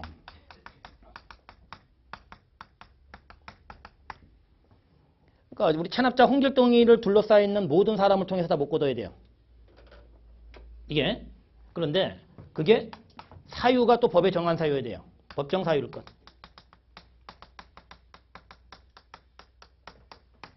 법이 정한 사유여야 됩니다. 이게. 그러면 이제 이 요건을 청에서 체크를 해요. 국세청에서. 그런데 이 요건 맞죠? 그러면 이제 요청할 수 있는 거예요. 출국 금지 요청하는 거죠. 요렇게. 그럼 뭐 또 뭐라고 했겠어요? 우리 국세징수법에서는 법무부에서 별다른 이유, 정당한 사유 없으면 뭐 받아라 이렇게 했겠죠? 그렇죠? 뭐 당연히 그렇게 할 거예요. 그죠? 그러니까 지금 아무나 이게 첫 번째는 국세청장이 직접 할 수 있는 권한 사항은 아니다. 법무부 쪽에 요청하는 사항이고, 두 번째는 아무 체납자한테 하는 건 아니다. 좀 까다로운 요건을 갖춘 자. 근데 생각보다 많습니다. 생각보다 많습니다. 이게. 네, 그런데 왜냐하면 이 세금 징수 곤란한 거 있죠? 이차 납세무자 이런 사람이 별로 있어요? 많지 않지? 그렇잖아요. 청출법사 얼마나 몇 명이나 있어요. 그리고 자기 재산 다 돌려놓는단 말이에요. 다른 사람으로. 물론 이제 보통 식구들이겠죠. 뭐 이게 뭐 그런데 뭐 어쨌든 뭐 가끔 보는 케이스예요. 요거 요청을 합니다. 이 사람 또 깜짝 놀래. 뭐 어떻게? 이거 뭐야 못 나가? 이렇게 하면 어떻게 해요? 그러면 내세요. 해제 요청할게요. 이렇게 나와야 된다는 거죠. 이렇게 뻔한 스토리예요. 지금 이쪽 구조는. 그렇죠? 그러면 지금 이제 어떻게 하면 돼요? 얘가 충족돼야 지금 출국금지를 요청하는 거니까 얘 세 개 중에 하나만 허물면 되죠. 그렇죠? 그러면 얘가 충족이 돼야 출국금지 요청입니다. 그럼 얘만 헐었어요. 그럼 출국금지 해제를 요청할 수 있어야 돼요? 해야 돼요? 해야죠. 아니 얘가 충족돼서 그래야만 출국금지 요청할 수 있어요. 근데 얘가 깨져요. 그럼 출국금지를 요청, 해제를 할 수 있어야 돼요? 요청, 해제를 하여야 해요? 해야 하죠. 이게 깨지면요? 해야죠. 이게 깨져도요? 예, 이게 강제 해제예요. 이게 강제 해제라고요. 그런데 선택 해제가 있어요. 이건 이제 청장이 선택적으로 해제 요청을 할 수 있는 거거든요. 요거는 나머지 것들이에요. 열거되어 있는 것 중에. 시험용어로는 요 세 가지 기억하시면. 강제 해제요. 강제 해제요. 시험용어로. 자, 그렇게 기억하시는데, 보시죠. 출국금지 요청입니다. 자, 우리 국세청장이시죠? 정당한 사유 없이 5천만 원 이상의 국세를 체납한 중에 다음에 해당하는 자에 대해서는 법무부 장관에게 출국금지를 요청하랍니다. 자, 첫 번째. 배우자나 직계준비석이 국외로 이주했어요. 그 얘기는 뭐예요? 저만 나가면 된다 이거죠 이제. 그럼 우리 가족 완성이죠.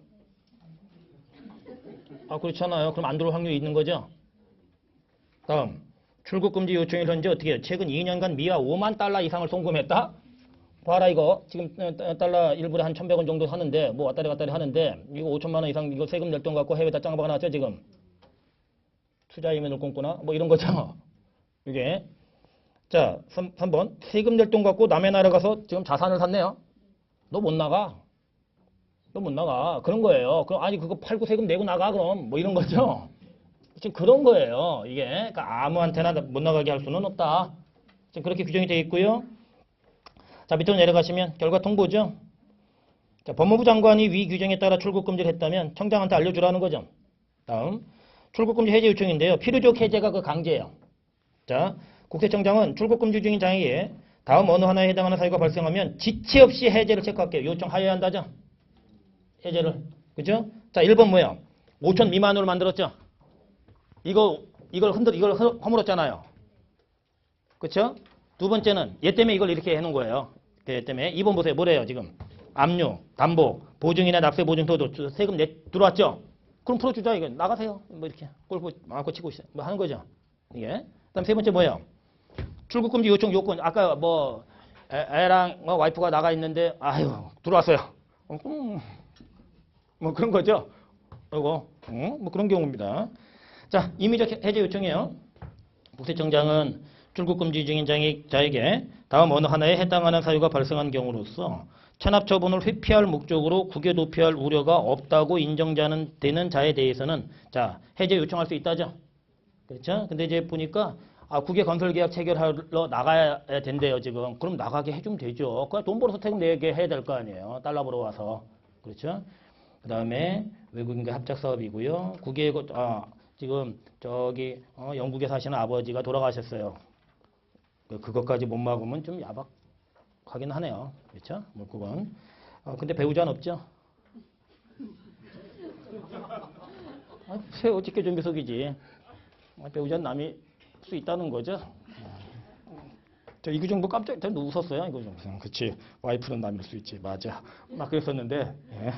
자, 그 밖에 본인의 신병치료 등 불가피한 사유로 출국 금지를 해제할 필요가 있다고 인정되는 경우. 자, 그렇게 하면 헷갈릴 수 있으니까 요 세 개 기억하시고 나머지는 해제할 수 있는 걸로 그렇게 보십니다. 잠깐 쉬었다 하겠습니다.